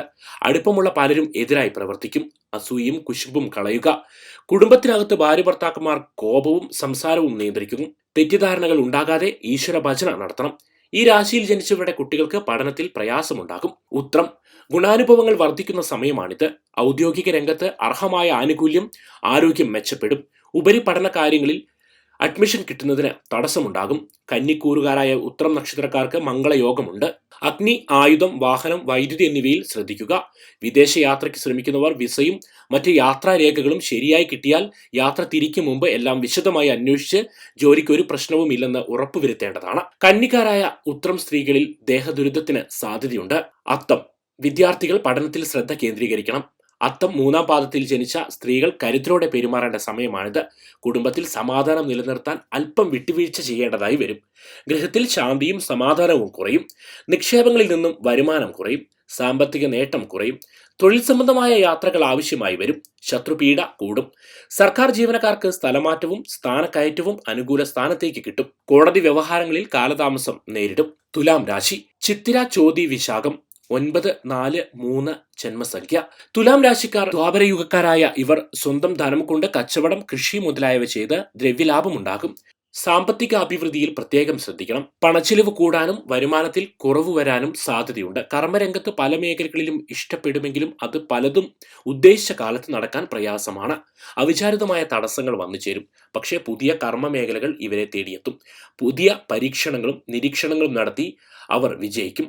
ശത്രുക്കളും അസൂയാലുക്കളും പല പ്രതിസന്ധികളും ഉണ്ടാക്കും. ഈ വർഷത്തെ പ്രധാന വിഷയം നിങ്ങളുടെ ആരോഗ്യമാണ്. ഊർജ്ജസ്വലത പഠനത്തെയും ജോലിയെയും ബാധിക്കും. ജോലി ചെയ്യുമ്പോൾ വിശ്രമിക്കാൻ തോന്നും. ഈ അവസ്ഥ പഠനത്തിലും ജോലിയിലും പ്രയാസമുണ്ടാക്കും. വിദ്യാഭ്യാസവുമായി ബന്ധപ്പെട്ട കാര്യത്തിൽ ധനസഹായം ലഭിക്കും. ഇതിനാവശ്യമായ സഹായം ലഭിക്കുന്നതാണ്. മത്സര പരീക്ഷകളിൽ വിജയിക്കും. പ്രൊഫഷണൽ കോഴ്സ് അഡ്മിഷൻ ലഭിക്കാൻ ഭാഗ്യം കാണുന്നുണ്ട്. എന്നാൽ തടസ്സങ്ങൾ അതിജീവിച്ച് മുന്നോട്ട് പോകേണ്ടതാണ്. മെഡിക്കൽ എഞ്ചിനീയറിംഗ് വിഭാഗക്കാർക്ക് അംഗീകാരം ലഭിക്കും. അനുകൂലമായ ട്രാൻസ്ഫറും ശമ്പള വർധനവും ലഭിക്കുന്നതാണ്. ചിത്തിര, ഈ നക്ഷത്രക്കാർക്ക് സർവാധിഷ്ഠ സിദ്ധിയുള്ള വർഷമാണ്. ചൊവ്വയുടെ ആധിപത്യമുള്ള വർഷമാണ്. നിങ്ങളുടെ വാക്കിനും പ്രവൃത്തിക്കും ജനം അംഗീകാരം നൽകും. വിദ്യാർത്ഥികൾക്ക് വിദ്യാഭ്യാസത്തിന് ഉയർച്ച സാധ്യത കാണുന്നുണ്ട്. പ്രവൃത്തി മണ്ഡലത്തിൽ നേട്ടം, നിക്ഷേപങ്ങളിൽ കൂടുതൽ നേട്ടം കാണുന്നുണ്ട്. പുതിയ തൊഴിൽ അവസരങ്ങൾ വരും. ബന്ധുക്കളിൽ നിന്നും സഹകരണമുണ്ടാകും. പുതിയ സംരംഭങ്ങളിൽ മുതൽ മുടക്കുന്നത് നന്ന്. ശാരീരിക പീഡയ്ക്ക് സാധ്യതയുണ്ട്. ഹനുമാന് കരിക്കഭിഷേകം നടത്തുക. ചോതി, ഈ നക്ഷത്രക്കാർക്ക് സർവാഭിഷ്ട സിദ്ധി ലഭിക്കുന്നതാണ്. വിവാഹ തടസ്സം അകലും. ബിസിനസ്സിൽ പുരോഗതി കാണുന്നു.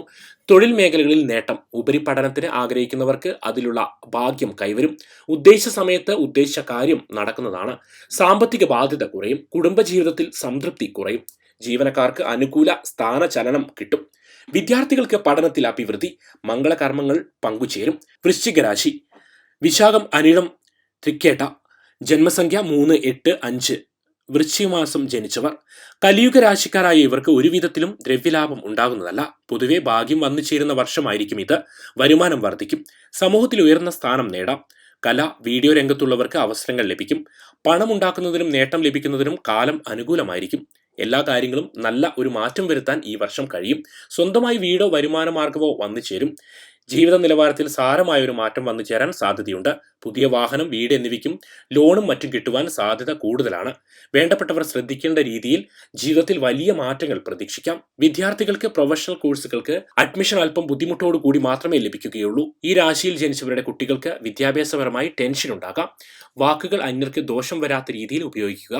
നന്നായി ആലോചിച്ച് തീരുമാനങ്ങൾ എടുക്കുക. മൂത്രാശയ രോഗത്തിന് സാധ്യതയുണ്ട്. കൂടാതെ തോൾഭാഗത്തും അസുഖ സാധ്യതയുണ്ട്. ബിസിനസ്സിൽ നേട്ടം ഉണ്ടാക്കുന്ന സമയമാണ്. ശത്രുശല്യവും അസൂയാലുക്കളെ കൊണ്ടും ബുദ്ധിമുട്ടുണ്ടാക്കുന്ന സമയമാണ്. നരസിംഹമൂർത്തിയെ ഭജിക്കുക. പ്രണയത്തിലും വിവാഹത്തിലും തീരുമാനങ്ങൾ എടുക്കും മുമ്പ് നന്നായി ആലോചിക്കുക. അകാരണമായി കാര്യങ്ങൾ വൈകാനും മാനസികമായ അലട്ടലിനും സാധ്യതയുണ്ട്. വിശാഖം, ധാതു നക്ഷത്രക്കാരായ ഇവർ തന്റെ കാര്യം നേടിയെടുക്കാൻ സൂത്രശാലികളാണ്. വിശാഖം 1-ാം പാദ നക്ഷത്രക്കാർക്ക് ദൈവകൽപ്പന എന്ന രൂപേണ തന്റെ ഇരിപ്പിടത്ത് എല്ലാം മൃഷ്ടാനം ലഭിക്കും. പൊതുവെ ഗുണം നിറഞ്ഞ വർഷമാണിത്. ജോലിയിൽ ഉത്തരവാദിത്വം വർദ്ധിക്കും. ആരോഗ്യനില മെച്ചപ്പെടും. മംഗളകാര്യങ്ങളിൽ തീരുമാനമാകും. വിദേശ സഹായം ലഭിക്കും. പ്രവൃത്തി രംഗം അനുകൂലമാകും. സന്താനങ്ങൾക്ക് സർവാഭിഷ്ട സിദ്ധി ഉണ്ടാകും. ഗൃഹാന്തരീക്ഷം സന്തോഷ ഭദ്രമായിരിക്കും. പുണ്യസ്ഥലം സന്ദർശിക്കും. വീട്ടുപകരണങ്ങൾ വാങ്ങും. പുതിയ ഉത്തരവാദിത്തങ്ങൾ ഏറ്റെടുക്കുന്നതിൽ വിജയം നേടും. തന്നേക്കാൾ താഴ്ന്നവരുമായി മാനസിക അടുപ്പം പുലർത്തും. മേലധികാരികളുടെ സഹകരണം മെച്ചപ്പെടും. അനിഴം ധാതുമൂല്യ നക്ഷത്രക്കാരായ ഇവർ ഒരു പിടി പിടിച്ചാൽ പിടിച്ചെടുത്ത് തന്നെ നിൽക്കുന്ന സമയമാണ്. തേളിനെ പോലെ പിടിച്ചാൽ പിടിപിടിക്കുകയില്ല. മാനിനെ പോലെ അഴകുള്ളവരായിരിക്കും. സംഗീതത്തിലും ആഡംബരത്തിലും ഭ്രമമുള്ളവരായിരിക്കും. അനിഴം ഒന്നാം പാദക്കാർക്ക് ദൈവകൽപ്പന എന്നോണം ഇരിപ്പിടത്തിലെന്നോണം കിട്ടുന്നവരാണ്. ദൈവിക കാര്യങ്ങളിൽ കൂടുതൽ ശ്രദ്ധ പതിപ്പിക്കുക. വിദേശ യാത്രയ്ക്ക് തടസ്സങ്ങളുണ്ടാകും. പുതിയ സംരംഭങ്ങളിൽ ഇടപെടും. ഇഷ്ടജനങ്ങൾ ശത്രുക്കളെ പോലെ ഇടപഴകും. ചിലവുകൾ ശ്രദ്ധിക്കുക. ഗൃഹാന്തരീക്ഷം സന്തോഷമാകാൻ വിട്ടുവീഴ്ചയ്ക്ക് തയ്യാറാകണം. ശരീരപീഡകൾ കുറയും. സർക്കാർ ജീവനക്കാർക്ക് പ്രമോഷനും അനുകൂല സ്ഥാനചലനവും ലഭിക്കും. തൃക്കേട്ട ഭൂമി, വാഹനം എന്നിവ വാങ്ങാൻ ആലോചിക്കും. ഗൃഹനിർമ്മാണ ലോൺ ലഭിക്കും. ഉപരിപഠനം ആഗ്രഹിക്കുന്നവർക്ക് അത് ലഭിക്കും. പുതിയ സംരംഭത്തിൽ ഏർപ്പെടും. തൃക്കേട്ട ഒന്നാം പാദത്തിൽ ജനിച്ചവർക്ക് ദൈവകൽപ്പന പോലെ ഏത് കാര്യത്തിലും അന്യരിൽ നിന്നും പ്രതിഫലമായി ലഭിക്കുന്നതാണ്. ധനുരാശി ധനുമാസത്തിൽ ജനിച്ചവർ മൂലം, പൂരാടം, ഉത്രം 7, 6, 1 ജന്മസംഖ്യ. കൃതായുഗ രാശിക്കാരായ ഇവർ സത്യം, ധർമ്മം, നീതി എന്നിവ പുലർത്തുന്നവരായിരിക്കും. ദൈവകൽപ്പന എന്ന പോലെ എല്ലാവർക്കും അടുത്തു ചെന്ന് ധനം, ദ്രവ്യം എന്നിവ ഇഷ്ടാനുസരണം ഇവർക്ക് നൽകുന്നതാണ്. അനുകൂല മാറ്റങ്ങൾ ഉണ്ടാകുന്ന വർഷമാണ്. തടസ്സങ്ങളും പ്രയാസങ്ങളും ദുഃഖങ്ങളും നീങ്ങി ജോലിയിലും ബിസിനസ്സിലും കാര്യമായ മാറ്റങ്ങൾ ഉണ്ടാകുന്ന വർഷമാണ്. ജീവിതത്തിൽ തന്നെ ധാരാളം മാറ്റങ്ങൾ ഉണ്ടാകും. നഷ്ടപ്പെട്ട ആത്മവിശ്വാസം വീണ്ടും ലഭിക്കും. കാര്യങ്ങൾ മുന്നോട്ടിറങ്ങാൻ ഊർജം ലഭിക്കും. അനുകൂല ട്രാൻസ്ഫർ, പ്രൊമോഷൻ എന്നിവ ലഭിക്കും. ശമ്പള വർധനവും പ്രതീക്ഷിക്കാത്ത സമയത്ത് അല്പം പണവും ലഭിക്കാൻ യോഗമുണ്ട്. പുതിയ വാഹനങ്ങളോ ആഡംബര വസ്തുക്കളോ വന്നു ചേരാൻ യോഗമുണ്ട്. ധനം നിക്ഷേപിക്കുന്നത് പ്ലാൻ ചെയ്യും. പ്രണയമുണ്ടാകാം. വിവാഹ കാര്യങ്ങളിൽ തീരുമാനമുണ്ടാകും. പുതിയ വസ്തു, വീട് ഇവ വന്നു ചേരാൻ സാധ്യത കാണുന്നുണ്ട്. അനാവശ്യമായി ധനം നഷ്ടപ്പെടുത്താനും സാധ്യതയുണ്ട്. കുടുംബത്തിൽ സന്തതി ജനനവും ആഘോഷവും യോഗമുണ്ട്. മൂലം ഗുണാനുഭവം ലഭിക്കും. നിയമന ഉത്തരവിന് സാധ്യത. പുതുതായി ഏറ്റെടുത്ത കാര്യങ്ങളിൽ നിശ്ചിത സമയത്തിനുള്ളിൽ ചെയ്തു തീർക്കും. വിദേശത്ത് ജോലി ചെയ്യുന്നവർ നാട്ടിലെത്തിച്ചേരും. ശത്രുക്കൾ മിത്രങ്ങളാകും. മോശം സ്വഭാവക്കാർക്ക് കുടുംബ ഭദ്രത കുറയും. പൂരാടം നക്ഷത്രക്കാർക്ക് ഗുണാനുഭവങ്ങൾ കൂടിയിരിക്കും. വിവാഹത്തിന് സാധ്യതയുണ്ട്. ശാരീരികവും മാനസികവുമായ വിഷമങ്ങൾ മാറുന്നതാണ്. ദൈവിക കാര്യങ്ങളിൽ മുഴുകി മനസ്സന്തോഷം കണ്ടെത്തുക. ഉത്രാടം അഭിഷ്ടസിദ്ധി ലഭിക്കാം. തൊഴിൽ ലബ്ധി, കർമ്മരംഗം പുഷ്ടിപ്പെടും. കുടുംബ സുഖം, ആത്മധൈര്യം, ഭാഗ്യം, സൽകീർത്തി, കുടുംബ ഓഹരി വീതം വെച്ച് കിട്ടാം. മകം രാശി മകരത്തിൽ ജനിച്ചവർ ഉത്രാടം, തിരുവോണം, അവിട്ടം 1, 2, 9 ത്രേതായുഗക്കാരായ ഇവർക്ക് ജനങ്ങൾ ദ്രവ്യം കൊണ്ട് കൊടുക്കുകയില്ല. അവിടെയും ഇവിടെയും അലഞ്ഞ് ദ്രവ്യം സമ്പാദിക്കുന്നവരാണ് ഇവർ. അനുകൂല മാറ്റം പ്രതീക്ഷിക്കാം. പ്രതീക്ഷിക്കുന്ന ധനമോ ജോലിയോ ലഭിക്കാം. മനസ്സിന് സന്തോഷമുണ്ടാകും. മത്സര പരീക്ഷയിൽ വിജയം പ്രതീക്ഷിക്കാം. വിദേശ ജോലിക്ക് പറ്റിയ സമയമാണ്. തിരുവോണം സർവാവിഷ്ട സിദ്ധിക്ക് സാധ്യത. സ്വസ്ഥതയ്ക്കും സമാധാനത്തിനും യോഗം. ബന്ധുക്കൾ സ്നേഹമായി ഇടപെടും. ജീവിത നിലവാരം നന്നായിരിക്കും. സന്താനങ്ങൾക്ക് ഉയർച്ച. ഗൃഹോപകരണങ്ങളും ആഭരണങ്ങൾക്കും യോഗമുണ്ട്. രാഷ്ട്രീയത്തിലും കലാകായിക രംഗത്തുള്ളവർക്കും ഗുണാനുഭവം ഉണ്ടാകും. അവിട്ടം ഗുണദോഷ സമ്മിശ്രമായ വർഷമായിരിക്കും ഇവർക്ക് വരാനിരിക്കുന്നത്. ഉപരി പഠനത്തിന് സാധ്യത. മതപരമായ കാര്യങ്ങൾ ശ്രദ്ധ കൂടും. എഴുത്തു പരീക്ഷയിലും ഇന്റർവ്യൂവിലും വിജയം കരസ്ഥമാക്കും. കുടുംബത്തിൽ ചിട്ടയും സ്ഥിരതയും ഉണ്ടാകും. പങ്കാളിത്ത സംരംഭങ്ങളിൽ നിന്നും മാറി നിൽക്കുന്നത് നന്ന്. മതിയായ രേഖകളില്ലാത്ത സാമ്പത്തിക സഹായം നൽകാതിരിക്കുക. പുതിയ തൊഴിൽ ലഭിക്കാൻ സാധ്യതയുണ്ട്. ഔദ്യോഗിക രംഗത്ത് ജോലിഭാരം കൂടാൻ സാധ്യതയുണ്ട്. കോടതിയിൽ കാര്യങ്ങളിൽ അനുകൂല വിധി ലഭിക്കാം. ഭാഗ്യക്കുറി ലഭിക്കാം. ജീവനക്കാർക്ക് അനുകൂല സ്ഥലമാറ്റവും പ്രമോഷനും സാധ്യത. കുംഭം രാശി കുംഭമാസം ജനിച്ചവർ അവിട്ടം, ചതയം, പൂരുരുട്ടാതി 9, 4, 3 ജന്മസംഖ്യ. ദ്വാപര യുഗക്കാരായ ഇവർ സ്വന്തം ധനം കൊണ്ട് കൃഷി, കച്ചവടം എന്നിവ ചെയ്ത് പണമുണ്ടാക്കുന്നവരാണ്. ജോലി അന്വേഷിക്കുന്നവർക്ക് മോശമില്ലാത്ത ജോലി ലഭിക്കാം. അനുകൂലമായ ഫലത്തിന് സാധ്യതയുണ്ട്. മെഡിക്കൽ വിഭാഗത്തിലുള്ളവർക്ക്, സോഫ്റ്റ്വെയർ, എഞ്ചിനീയറിംഗ് എന്നിവർക്ക് സാമ്പത്തിക നേട്ടം പ്രതീക്ഷിക്കാവുന്നതാണ്. MNC, വിദേശ ജോലി എന്നീ വിഭാഗങ്ങളിലുള്ളവർക്ക് ജോലി മാറാനോ പ്രമോഷനോ സാധ്യതയുണ്ട്. അധ്യാപനം, കലാരംഗം, ജേർണലിസം എന്നിവർക്കും കാലം അനുകൂലമാണ്. പെൻഷൻ കൂടുതലുണ്ടാകും. ഉറക്കക്കുറവും ശാരീരിക ക്ഷീണവും ഉണ്ടാകാൻ സാധ്യതയുണ്ട്. പ്രതിബന്ധത്തെ അതിജീവിച്ച് മുന്നോട്ടു പോകേണ്ട സമയമാണ്. പല പുതിയ രംഗത്തും വിജയ സാധ്യതയുണ്ടാകും. ഗൃഹത്തിൽ നിന്നും വിട്ടു നിൽക്കേണ്ടതായി വരും. ആഡംബരങ്ങൾക്ക് പണം ചിലവാക്കും. ചതയം ഉദ്യോഗാർത്ഥികൾക്ക് തൊഴിൽ നേട്ടമുണ്ടാകും. പ്രവൃത്തികളിൽ മിതത്വം പാലിക്കുക. വീട്, വാഹനം, വസ്തു എന്നിവയ്ക്ക് സാധ്യതയുണ്ട്. അപ്രതീക്ഷിത ഭാഗ്യം ലഭിക്കും. ഭാഗ്യക്കുറി ലഭിക്കുന്നതാണ്. പൂർവിക സ്വത്ത് അനുഭവിക്കാൻ യോഗം. വിദേശ സഹായത്തിന് സാധ്യതയുണ്ട്. പൂരുരുട്ടാതി ഉദ്ദേശകാര്യങ്ങൾ പലതും നേടും. പുതുതായി ഗൃഹം വാങ്ങാനോ പുതുക്കാനോ യോഗമുണ്ട്. പ്രവൃത്തി രംഗം പുഷ്ടിപ്പെടും. ദൂരയാത്രകളിൽ നേട്ടം കാണാം. തൊഴിൽ രംഗത്ത് സംതൃപ്തി. കലാകായിക രംഗത്തുള്ളവർക്ക് നേട്ടം. തൊഴിലിന് യോഗം. ബന്ധുക്കളുടെ സഹായം. കുടുംബ ബാധ്യത കുറയാൻ സാധ്യതയുണ്ട്. വിദ്യാർത്ഥികൾ പഠനത്തിൽ പ്രത്യേക ശ്രദ്ധ വേണം. വിവാഹകാര്യത്തിൽ തടസ്സം മാറി മാംഗല്യ ഭാഗ്യം ലഭിക്കും. ഗൃഹത്തിൽ ശാരീരിക പീഡയ്ക്ക് സാധ്യതയുണ്ട്. മീനം രാശി. മീനമാസത്തിൽ ജനിച്ചവർ പൂരുരുട്ടാതി, ഉത്രട്ടാതി, രേവതി. ജന്മസംഖ്യ 3, 8, 5. കലിയുഗ രാശിക്കാരായ ഇവർക്ക് ഒരു വിധത്തിലും ദ്രവ്യലാഭം ഉണ്ടാകുകയില്ല. പ്രതീക്ഷയോടെ മുന്നോട്ട് പോകേണ്ട സമയമാണിത്. ജോലിയിൽ നല്ല അവസരങ്ങൾ പ്രതീക്ഷിക്കാതെ വന്നു ചേരും.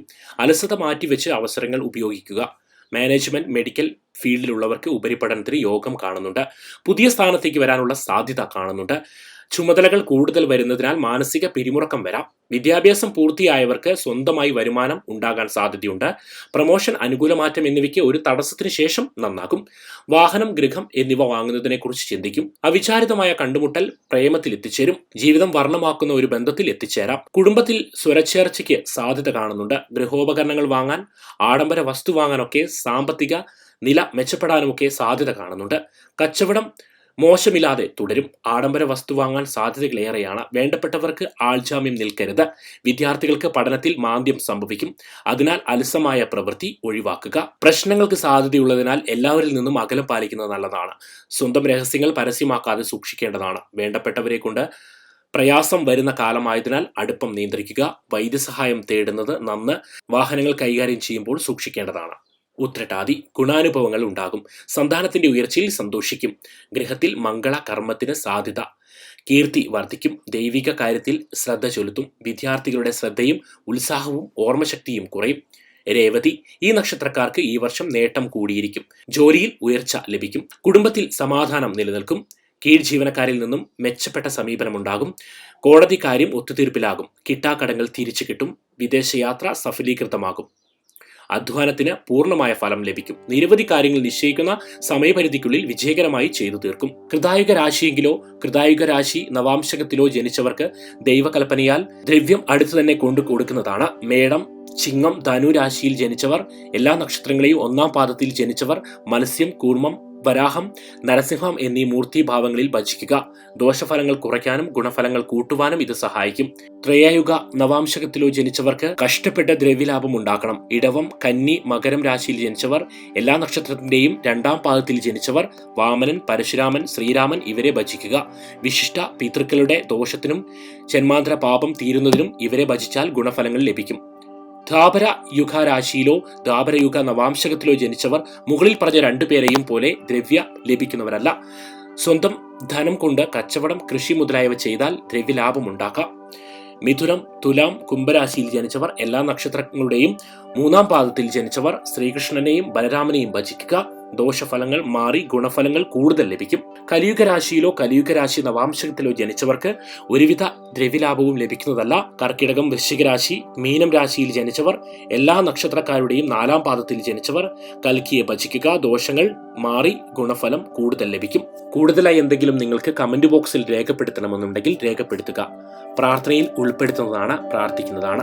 ഹരേ രാമ രാമ രാമ ഹരേ ഹരേ, ഹരേ കൃഷ്ണ കൃഷ്ണ കൃഷ്ണ സർവത്ര ഗോവിന്ദനാമ സങ്കീർത്തനം. ഗോവിന്ദ ഗോവിന്ദ. 1100 ചില്ലാനം വർഷം മുമ്പ് വില്വമംഗലം ഉപാസിച്ച് ഇവിടെ ഇരുന്ന് ഉപാസിച്ച് ഒരു സ്ഥലമാണിത്. ഇവിടെയാണ് വില്വമംഗലത്തിൻ്റെ മഹാത്മാവിൻ്റെ തപോഭൂമി. പത്മനാഭസ്വാമിയെ പുഷ്പാഞ്ജലി ചെയ്തുകൊണ്ടും ഇവിടെ ആശ്രമത്തിൽ ഭക്തന്മാരെ അനുഗ്രഹിച്ചുകൊണ്ടും ഇവിടെ താമസിച്ച് അവസാനം അദ്ദേഹം ഈ ഭൗതിക ശരീരം ഇവിടെ ഉപേക്ഷിച്ചു. അദ്ദേഹത്തിൻ്റെ ആ ശരീരം ഉപേക്ഷിച്ച സ്ഥലത്താണ് അദ്ദേഹം ഉപാസിച്ചേർന്ന് ആ ഭഗവാനെ നമ്മളിവിടെ പ്രതിഷ്ഠിച്ചേക്കണത്. ഇവിടെ പണ്ട് സ്വാമിയാർമാർ മാത്രം ഭഗവാനെ ഉപാസിച്ചായിരുന്നു.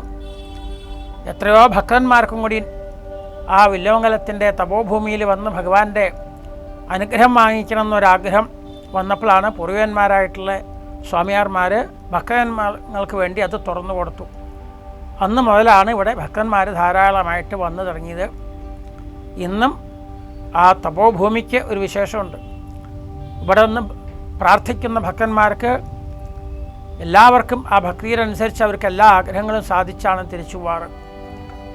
ഇവിടെ എല്ലാ രോഹിണി നക്ഷത്രത്തിനും ഇവിടെ നാരായണീയ പാരായണം, പിന്നെ നിത്യമായിട്ട് ഭക്തന്മാർ ഇവിടെ വന്ന് എന്നും ഭാഗവതം വായിക്കലും സഹസ്രനാമം ജപിക്കലും ഒക്കെ ഉണ്ട്. എന്തെങ്കിലുമൊക്കെ സൽക്കർമ്മം ചെയ്താൽ അതിൻ്റെ ഫലമായിട്ടാണ് ആ ചൈതന്യം വർദ്ധിക്കുക. അപ്പോൾ ഇങ്ങനെയൊക്കെ ഭക്തന്മാർ ചെയ്തു. പലർക്കും ഒരാഗ്രഹം, ഭഗവാന് ഒരു വിശേഷ അലങ്കാരം സമർപ്പിക്കണമെന്ന്.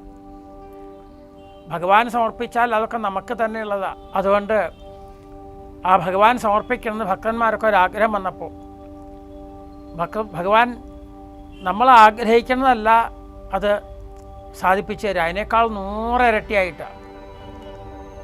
ഭഗവാന് ഒരു തിലകം സമർപ്പിക്കണം, അങ്ങനെ ചെറിയ ചെറിയ ആഗ്രഹത്തോടു കൂടി ചില ഭക്തന്മാർ മുന്നോട്ട് വന്നപ്പോൾ ഭഗവാൻ അത് സമ്പൂർണമായ ഒരങ്കി തന്നെ സമർപ്പിക്കാനായിട്ട് ഭഗവാൻ ഒരവസരം തന്നു. അത് പണിത് എല്ലാ ഭക്തന്മാരും കൂടി, ഇവിടെ വന്ന ആളുകളെല്ലാം അതിൽ ഭാഗഭാക്കുകളാണ്. എന്നാൽ വിശേഷിച്ച് ചില ആളുകൾ മുന്നിട്ട് വന്ന് അവരെ ഗൃഹത്തിൽ നിന്നൊക്കെ പലരും വെള്ളി കൊണ്ടുവന്നു, ചില അതിനുള്ള വേണ്ട ധനം സമർപ്പിച്ചു. ഇങ്ങനെ പലരെയും വലിയൊരു പ്രാർത്ഥനയുടെ ഫലമായിട്ടാണ് എല്ലാവരും കൂടിയാണ് ഇന്ന് ഭഗവാന് ഇപ്പം നമ്മൾ ഈ അങ്കി സമർപ്പിക്കുന്നത്. അത് ഭഗവാന്റെ വലിയൊരു അനുഗ്രഹമായിട്ട് കരുതാം. പത്മനാഭസ്വാമിയെ ദർശിക്കുമ്പോൾ ആ ഭഗവാനെ പോലും അവിടെ ദർശിച്ച് അവിടെ സ്ഥാപിച്ച് ആ ഭഗവാനെ ഒന്ന് ഓർക്കൽ, ആ മഹാത്മാവിനെ വില്ലോങ്കലത്തിനെ ഒന്ന് ഓർക്കൽ എങ്ങനെയായാലും വേണ്ടതാണ്. അപ്പോൾ പത്മനാഭസ്വാമിയെ ദർശിക്കുമ്പോൾ അതിനുമുമ്പായിട്ടോ അത് കഴിഞ്ഞിട്ടോ ഈ മഹാത്മാവിൻ്റെ തപോഭൂമിയിലും കൂടി വന്ന് ആ മഹാത്മാവിൻ്റെ അനുഗ്രഹം കൂടി നമ്മൾ വാങ്ങിക്കുന്നത് നന്നായിരിക്കും. എല്ലാവർക്കും അതിന് കൂടുതൽ അവസരം ഉണ്ടാവട്ടെ എന്ന് പ്രാർത്ഥിക്കുകയാണ്. ഇനി ഇവിടെ മറ്റുത്സവങ്ങളൊന്നുമില്ല, ഭഗവാനെ ഉപാസിക്കൽ തന്നെ ഉത്സവം, നാരായണീയായിട്ടും ഭാഗവതമൊക്കെ ആയിട്ട്. ആ കൃത്യസമയമായിപ്പോൾ ഇതിന് പ്രധാനമായിട്ട് ഇതിന് മുന്നിട്ടൊക്കെ വന്ന് അതിന് വലിയ സംഭാവനകളൊക്കെ ചെയ്ത ആളാണ് ഇവിടെ അഡ്വക്കേറ്റ് പൈ വന്നിട്ടുണ്ട്. അതും ആ സമയത്ത് 9 മണിക്ക് സമർപ്പിക്കാമെന്ന് പറഞ്ഞു.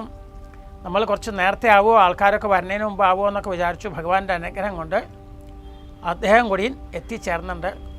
2 വാക്ക് പറയാനായിട്ട് അദ്ദേഹത്തിനെ ഇത് പണിതിട്ടുള്ള മനോഹരമായിട്ടുള്ള ഇത് പണിത് കൊണ്ടുവന്ന് ആ ശില്പിയും കൂടി ഇവിടെ വന്നിട്ടുണ്ട്. മഹാത്മാവ് എത്രയോ ക്ഷേത്രങ്ങളിൽ സ്വർണം കൊണ്ടോ പഞ്ചലോഹം കൊണ്ടോ എങ്ങനെ വേണമെങ്കിലും അത് പണിത് കൊടുക്കുന്ന ആ മഹാത്മാവ്, അതും കൃത്യസമയത്തിന് 2 ദിവസം മുമ്പ് തന്നെ ഇവിടെ കൊണ്ട് സമർപ്പിച്ചു.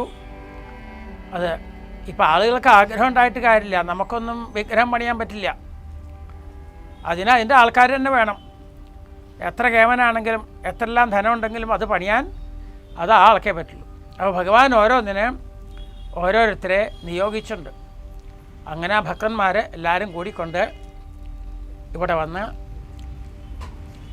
ഇത് പങ്കെടുക്കുകയാണ്. ഹരേ രാമ രാമ രാമ ഹരേ ഹരേ, ഹരേ കൃഷ്ണ കൃഷ്ണ കൃഷ്ണ ഹരേ ഹരേ. മഹത്വജനങ്ങൾ കേട്ടുനിന്ന ശ്രീകൃഷ്ണ ഭക്തരായ നിങ്ങളോട് 2 വാക്ക് സംസാരിക്കാൻ എൻ്റെ ആരാധ്യനായ ആധ്യാത്മിക ഗുരു ആവശ്യപ്പെട്ടതിന് പ്രകാരം 2 വാക്കുകൾ. സർവം കൃഷ്ണം സമർപ്പയാമി. കൃഷ്ണന് വേണ്ടി മാത്രം, കൃഷ്ണൻ്റെ അനുഗ്രഹങ്ങൾ എല്ലാവർക്കും ലഭിക്കണേ എന്ന പ്രാർത്ഥന മാത്രം പറഞ്ഞുകൊണ്ട് ഈ സംരംഭത്തിന് സ്വാമിയാരെ ആവശ്യപ്പെട്ടപ്പോൾ നമ്മളാൽ കഴിയുന്ന സഹായം ചെയ്യണം. ഈ സനാതനധർമ്മത്തിൻ്റെ ഇനിയുള്ള നിലനിൽപ്പ് ഇതുപോലെയുള്ള സ്വജനങ്ങളുടെയും മഹത്തുക്കളുടെയും കയ്യിലായിരിക്കും എന്ന് പൂർണ്ണ ബോധ്യമുള്ളത് കൊണ്ടാണ് ഈ മഹാത്മാവിൻ്റെ ആജ്ഞ അനുസരിച്ച് ഈ കൃഷ്ണ ഭഗവാന് ചാർത്തേണ്ട അങ്കിയുടെ ഒരു ഭാഗം ഞാൻ കൊടുക്കാമെന്ന് വിചാരിച്ചത്. കൊടുക്കുന്തോറും ഏറും ഭക്തൻ്റെ ആഗ്രഹങ്ങൾ എല്ലാം നിറവേറ്റുന്ന ശ്രീകൃഷ്ണ പരമാത്മാവിനോട് ഒരിക്കൽ കൂടി എല്ലാവരെയും അനുഗ്രഹിക്കണമെന്ന് പ്രാർത്ഥിച്ച് നിർത്തുന്നു. സ്വാമിയാർ ഒന്ന്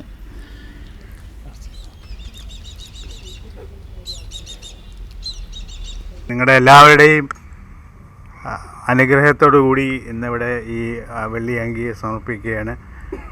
നിങ്ങളുടെ ഇതിൽ പങ്കെടുത്ത എല്ലാവരെയും ഈ അവസരത്തിൽ മഠത്തിൻ്റെ പേരിലും വില്യമംഗലം ശ്രീകൃഷ്ണ സ്വാമി ക്ഷേത്രത്തിൻ്റെ പേരിലും ഞങ്ങളുടെ ആത്മാർത്ഥമായ കൃതജ്ഞത ഇവിടെ രേഖപ്പെടുത്തുകയാണ്.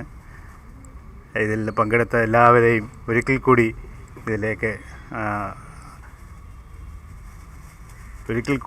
ഇതിൻ്റെ കൃതജ്ഞത ഞാൻ രേഖപ്പെടുത്തുകയാണ്. Thank you. നമ്മൾ ഈ ക്ഷേത്രത്തിൻ്റെ ആവശ്യങ്ങൾക്ക് ഇതിൻ്റെ ഭരണപരമായിട്ടുള്ള കാര്യങ്ങളും ആവശ്യമാകുമ്പോൾ ഡോക്ടർ പ്രദീപ് ജ്യോതിയോടാണ് പറയാറ്. അദ്ദേഹമാണ് ഇതിൻ്റെ പുറമേ നിന്നുകൊണ്ട് എല്ലാ കാര്യങ്ങളും ഇവിടെ ഇത് സംഘടിപ്പിച്ച് തരുന്നത്. അത് പ്രത്യേകം അദ്ദേഹത്തിനോടും കൂടി അദ്ദേഹത്തിന് ഭഗവാന്റെ അനുഗ്രഹം ഉണ്ടാവട്ടെ എന്ന് പ്രാർത്ഥിച്ചുകൊണ്ട് എല്ലാവരുടെ പേരിലും ആയിട്ട് നമ്മളിവിടെ സമർപ്പിക്കുകയാണ് ഈ വിശേഷമായിട്ടുള്ള അങ്കി. എല്ലാവർക്കും ഒരിക്കൽ കൂടി മംഗളം പ്രാർത്ഥിക്കും. ഇവിടെ വിശേഷമായിട്ട് പൂജാകാര്യങ്ങൾ നടത്തുന്നത് 3 ആൾക്കാരാണ്. ഒന്ന് അനന്തപത്മനാഭൻ, അദ്ദേഹത്തിൻ്റെ അച്ഛൻ പത്മനാഭസ്വാമി ക്ഷേത്രത്തിലെ കീഴ്ശാന്തിയാണ്. പിന്നെ അതുപോലെ അവിടെ തന്നെ കീഴ്ശാന്തിയായിട്ടുള്ള ജനാർദ്ദനൻ പോറ്റിയുടെ മകനായിട്ടുള്ള അഭിഷേക് ഉണ്ട്. മറ്റൊരു മഹാത്മാവ് ഹരി, അദ്ദേഹത്തിൻ്റെ മകനായിട്ടുള്ള ശ്രാവൺ. ഇവരൊക്കെയാണ് ഇവിടെ പൂജാ കാര്യങ്ങളൊക്കെ നടത്തുന്നത്, സഹായിക്കാൻ പറഞ്ഞത്. അപ്പോൾ അവരെയും കൂടിയൊക്കെ ഒരു നല്ല മനസ്സുകൊണ്ട്, എല്ലാവരും കൂടി നല്ല മനസ്സുകൊണ്ടാണ് നമുക്ക് സമർപ്പിക്കാൻ കഴിയുന്നത്. അതുകൊണ്ട് നമ്മൾ ഉടനെ സമർപ്പിക്കുകയാണ്. അത് കഴിഞ്ഞ് നാരായണീയ പാരായണമൊക്കെ ഇവിടെ തുടരും. എല്ലാ ഭക്തന്മാർക്കും ആ നിവേദിച്ച പ്രസാദവും ഇതെല്ലാ ഭക്തന്മാർക്കും കിട്ടും.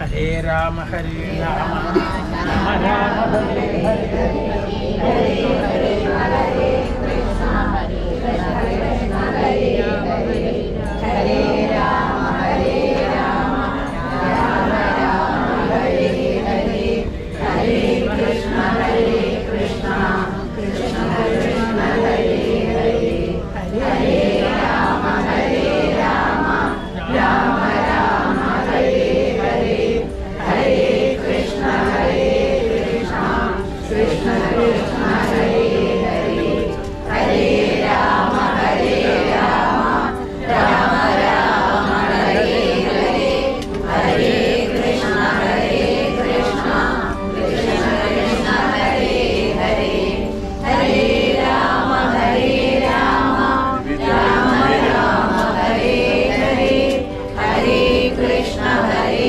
കൃഷ്ണ കൃഷ്ണ കൃഷ്ണ ഹരേ ഹരേ ഹരേ രാമ ഹരേ രാമ രാമ രാമ ഹരേ ഹരേ ഹരേ കൃഷ്ണ ഹരേ കൃഷ്ണ കൃഷ്ണ കൃഷ്ണ ഹരേ ഹരേ.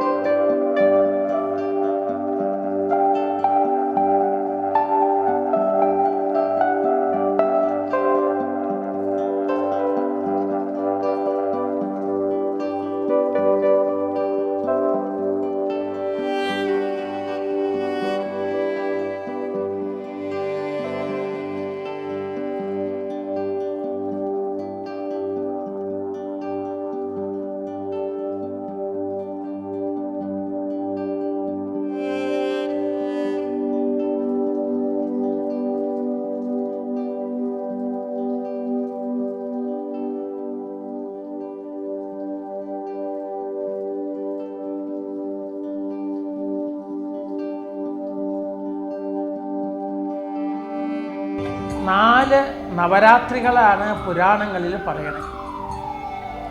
അതിൽ ഒരു ഏറ്റവും വിശേഷമായ നവരാത്രിയാണ് ഈ ശരൽക്കാലത്ത് വരുന്ന നവരാത്രി.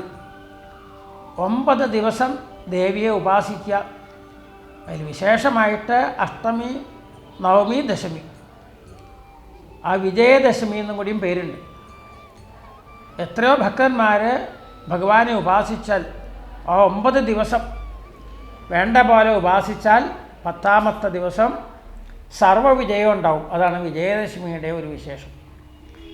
ഇത് പുരാണങ്ങളിലൊക്കെ വലിയ വലിയ ആൾക്കാർ പോലും, അവതാര പുരുഷന്മാർ പോലും, ശ്രീരാമൻ മുതലായിട്ടുള്ള അവതാര പുരുഷന്മാർ പോലും ഈ വ്രതം അനുഷ്ഠിച്ചിട്ടുണ്ടെന്നൊക്കെ കാര്യസാധ്യത്തിന് വേണ്ടി, വലിയ വലിയ കാര്യസാധ്യത്തിന് വേണ്ടി അനുഷ്ഠിച്ചിട്ടുണ്ട് എന്ന് പുരാണങ്ങളിലൊക്കെ പറയണം. അതുകൊണ്ട് ഭക്തി ശ്രദ്ധയോടുകൂടി ഉപാസിച്ചാൽ ആർക്കെന്ത് വേണോ അതെല്ലാം സർവ്വവിജയങ്ങളും നമുക്ക് നവരാത്രി ഉപാസന കൊണ്ട് നമുക്ക് ഉണ്ടാവും. പല രീതികളുണ്ട് പൂജിക്കുന്ന രീതി. എങ്കിലും 9 ദിവസം ദേവിയെ വിശേഷമായിട്ട് ആരാധിക്കുക. 9 ദിവസം വേണ്ട പോലെ പറ്റിയില്ലെങ്കിലും അഷ്ടമി, നവമി, ദശമി 3 ദിവസം കുറേയധികം വിശേഷമായിട്ടുള്ള ദിവസങ്ങളാണ്. അന്നൊക്കെ ഇവിടെ ഭഗവാനെ പ്രത്യേകം ദേവീഭാഗവതം കൊണ്ടാണ്, ദേവിയെക്കുറിച്ച് മാത്രം വർണ്ണിക്കുന്ന പുരാണമായിട്ടുള്ള ദുർഗാപുരാണം, ദേവീഭാഗവതം. ആ ദേവീഭാഗവതം കേൾക്കുമ്പോൾ നമുക്ക് എങ്ങനെയൊക്കെയാണ് ദേവിയെ ആരാധിക്കേണ്ടത്, ദേവിയുടെ ആ നവദുർഗകൾ ആരൊക്കെയാണ്, എങ്ങനെയാണ് ഉപാസിക്കുക, കുമാരി പൂജയൊക്കെ നടത്തുക, ഇതൊക്കെ നമുക്ക് ദേവീഭാഗവത ശ്രവണം കൊണ്ട് കിട്ടും. അതിലെല്ലാം പങ്കെടുക്കാനായിട്ട് എല്ലാ ഭക്തന്മാരെയും പ്രത്യേകമായിട്ട് വില്ലോങ്കല ക്ഷേത്രത്തിലേക്ക് സ്വാഗതം ചെയ്യും.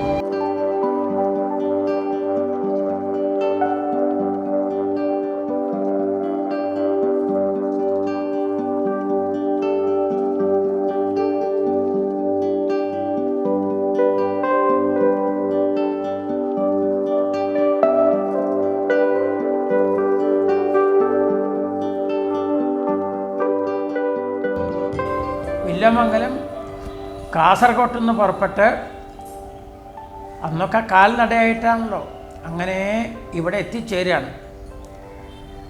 അപ്പോൾ വഴിക്കുള്ള പല ക്ഷേത്രങ്ങളിലും അദ്ദേഹം പൂജ നടത്തി. ആ ക്ഷേത്രങ്ങളൊക്കെ ഭക്തന്മാർ വില്വമംഗലത്തിൽ സമർപ്പിച്ചു. അതുകൊണ്ടാണ് ഇന്ന് എത്രയോ ക്ഷേത്രങ്ങൾ നടുവിൽ മഠത്തിൻ്റേതായിട്ട് ഇന്നുമുണ്ട്. അങ്ങനെ ഇവിടെ വന്ന് അനന്തങ്കാട്, ഈ പ്രദേശം മുഴുവൻ അനന്തങ്കാടാണ്. അപ്പോൾ അവിടെ വച്ച് ഭഗവാനെ ആദ്യമായിട്ട് ദർശിച്ചു. അങ്ങനെ വില്വമംഗലാണ് ആദ്യമായിട്ട് പൂജിച്ചത്. അതിനുശേഷമാണ് പിന്നെ വലിയ ക്ഷേത്രമായിട്ട് ആ രാജാവിൻ്റെയും കൂടി ആ ധാർമ്മികന്മാരായിട്ടുള്ള രാജാവുണ്ടാവുക കാരണം, രാജാക്കന്മാർ ഭരിച്ച പ്രദേശമാവുക കാരണം അവരതിനുചിതമായിട്ടുള്ള ക്ഷേത്രങ്ങളൊക്കെ പണിതു, എല്ലാ സൗകര്യങ്ങളും ചെയ്തു. ഇതിനൊക്കെ കാരണക്കാരൻ വില്വമംഗലത്ത് സ്വാമിയാരാണ്. അപ്പോൾ അതിന് ശേഷമാണ് ഈ വലിയ ക്ഷേത്രങ്ങളും ഇതെല്ലാം വന്നത്. ഇത്രയാണ് ഇപ്പോൾ തൽക്കാലം അതിനെക്കുറിച്ച് ഓർമ്മിപ്പിക്കാനുള്ളത്. പിന്നെ കൂടുതൽ കാര്യങ്ങളൊക്കെ ഞങ്ങൾ ഇതിനെക്കുറിച്ച് വിസ്തരിച്ചെഴുതി ഒരു ഗ്രന്ഥം തന്നെ പ്രകാശിപ്പിക്കാനായിട്ട് ആഗ്രഹിക്കുന്നുണ്ട്. അതിൽ കൂടുതൽ വിശദ വിവരങ്ങളും നമ്മുടെ വില്വമംഗലത്തിൻ്റെ പരമ്പരയായിട്ടുള്ള സ്വാമിമാരുടെ പേരുകളും ഇതെല്ലാം അതിൽ ചേർക്കാനായിട്ട് ആഗ്രഹിക്കുന്നു. അതൊക്കെ ക്രമത്തിൽ ഭക്തന്മാരെ അറിയിച്ചു കൊള്ളാം എന്ന് മാത്രം ഇവിടെ പ്രാർത്ഥിക്കുന്നു. എല്ലാവർക്കും എല്ലാ മംഗളങ്ങളും ഉണ്ടാവട്ടെ, അവരെല്ലാ കാര്യങ്ങളും സാധിക്കട്ടെ, എല്ലാ മനോരഥങ്ങളും ഭഗവാൻ അനന്ത പത്മനാഭസ്വാമിയും ഇവിടെ വില്വമംഗലത്തെ ഭഗവാനും എല്ലാവരും അനുഗ്രഹിക്കട്ടെ എന്ന് ഒരിക്കൽ കൂടി പ്രാർത്ഥിക്കുകയാണ്. എല്ലാ ഭക്തന്മാർക്കും ഇവിടെ ദർശനത്തിനുള്ള സൗകര്യമുണ്ടാവും എന്ന് മാത്രം പറഞ്ഞുകൊണ്ട് ഒരിക്കൽ കൂടി എല്ലാവർക്കും ഇവിടെ സമർപ്പിക്കുന്നു. സർവേ ഭവന്തു സുഖിനഃ, സർവേ സന്തു നിരാമയാഃ, സർവേ ഭദ്രാണി പശ്യന്തു, മാ കശ്ചിത് ദുഃഖഭാഗ് ഭവേത്. ഓം ശാന്തി ശാന്തി ശാന്തി. ശ്രീകൃഷ്ണാർപ്പണമസ്തു.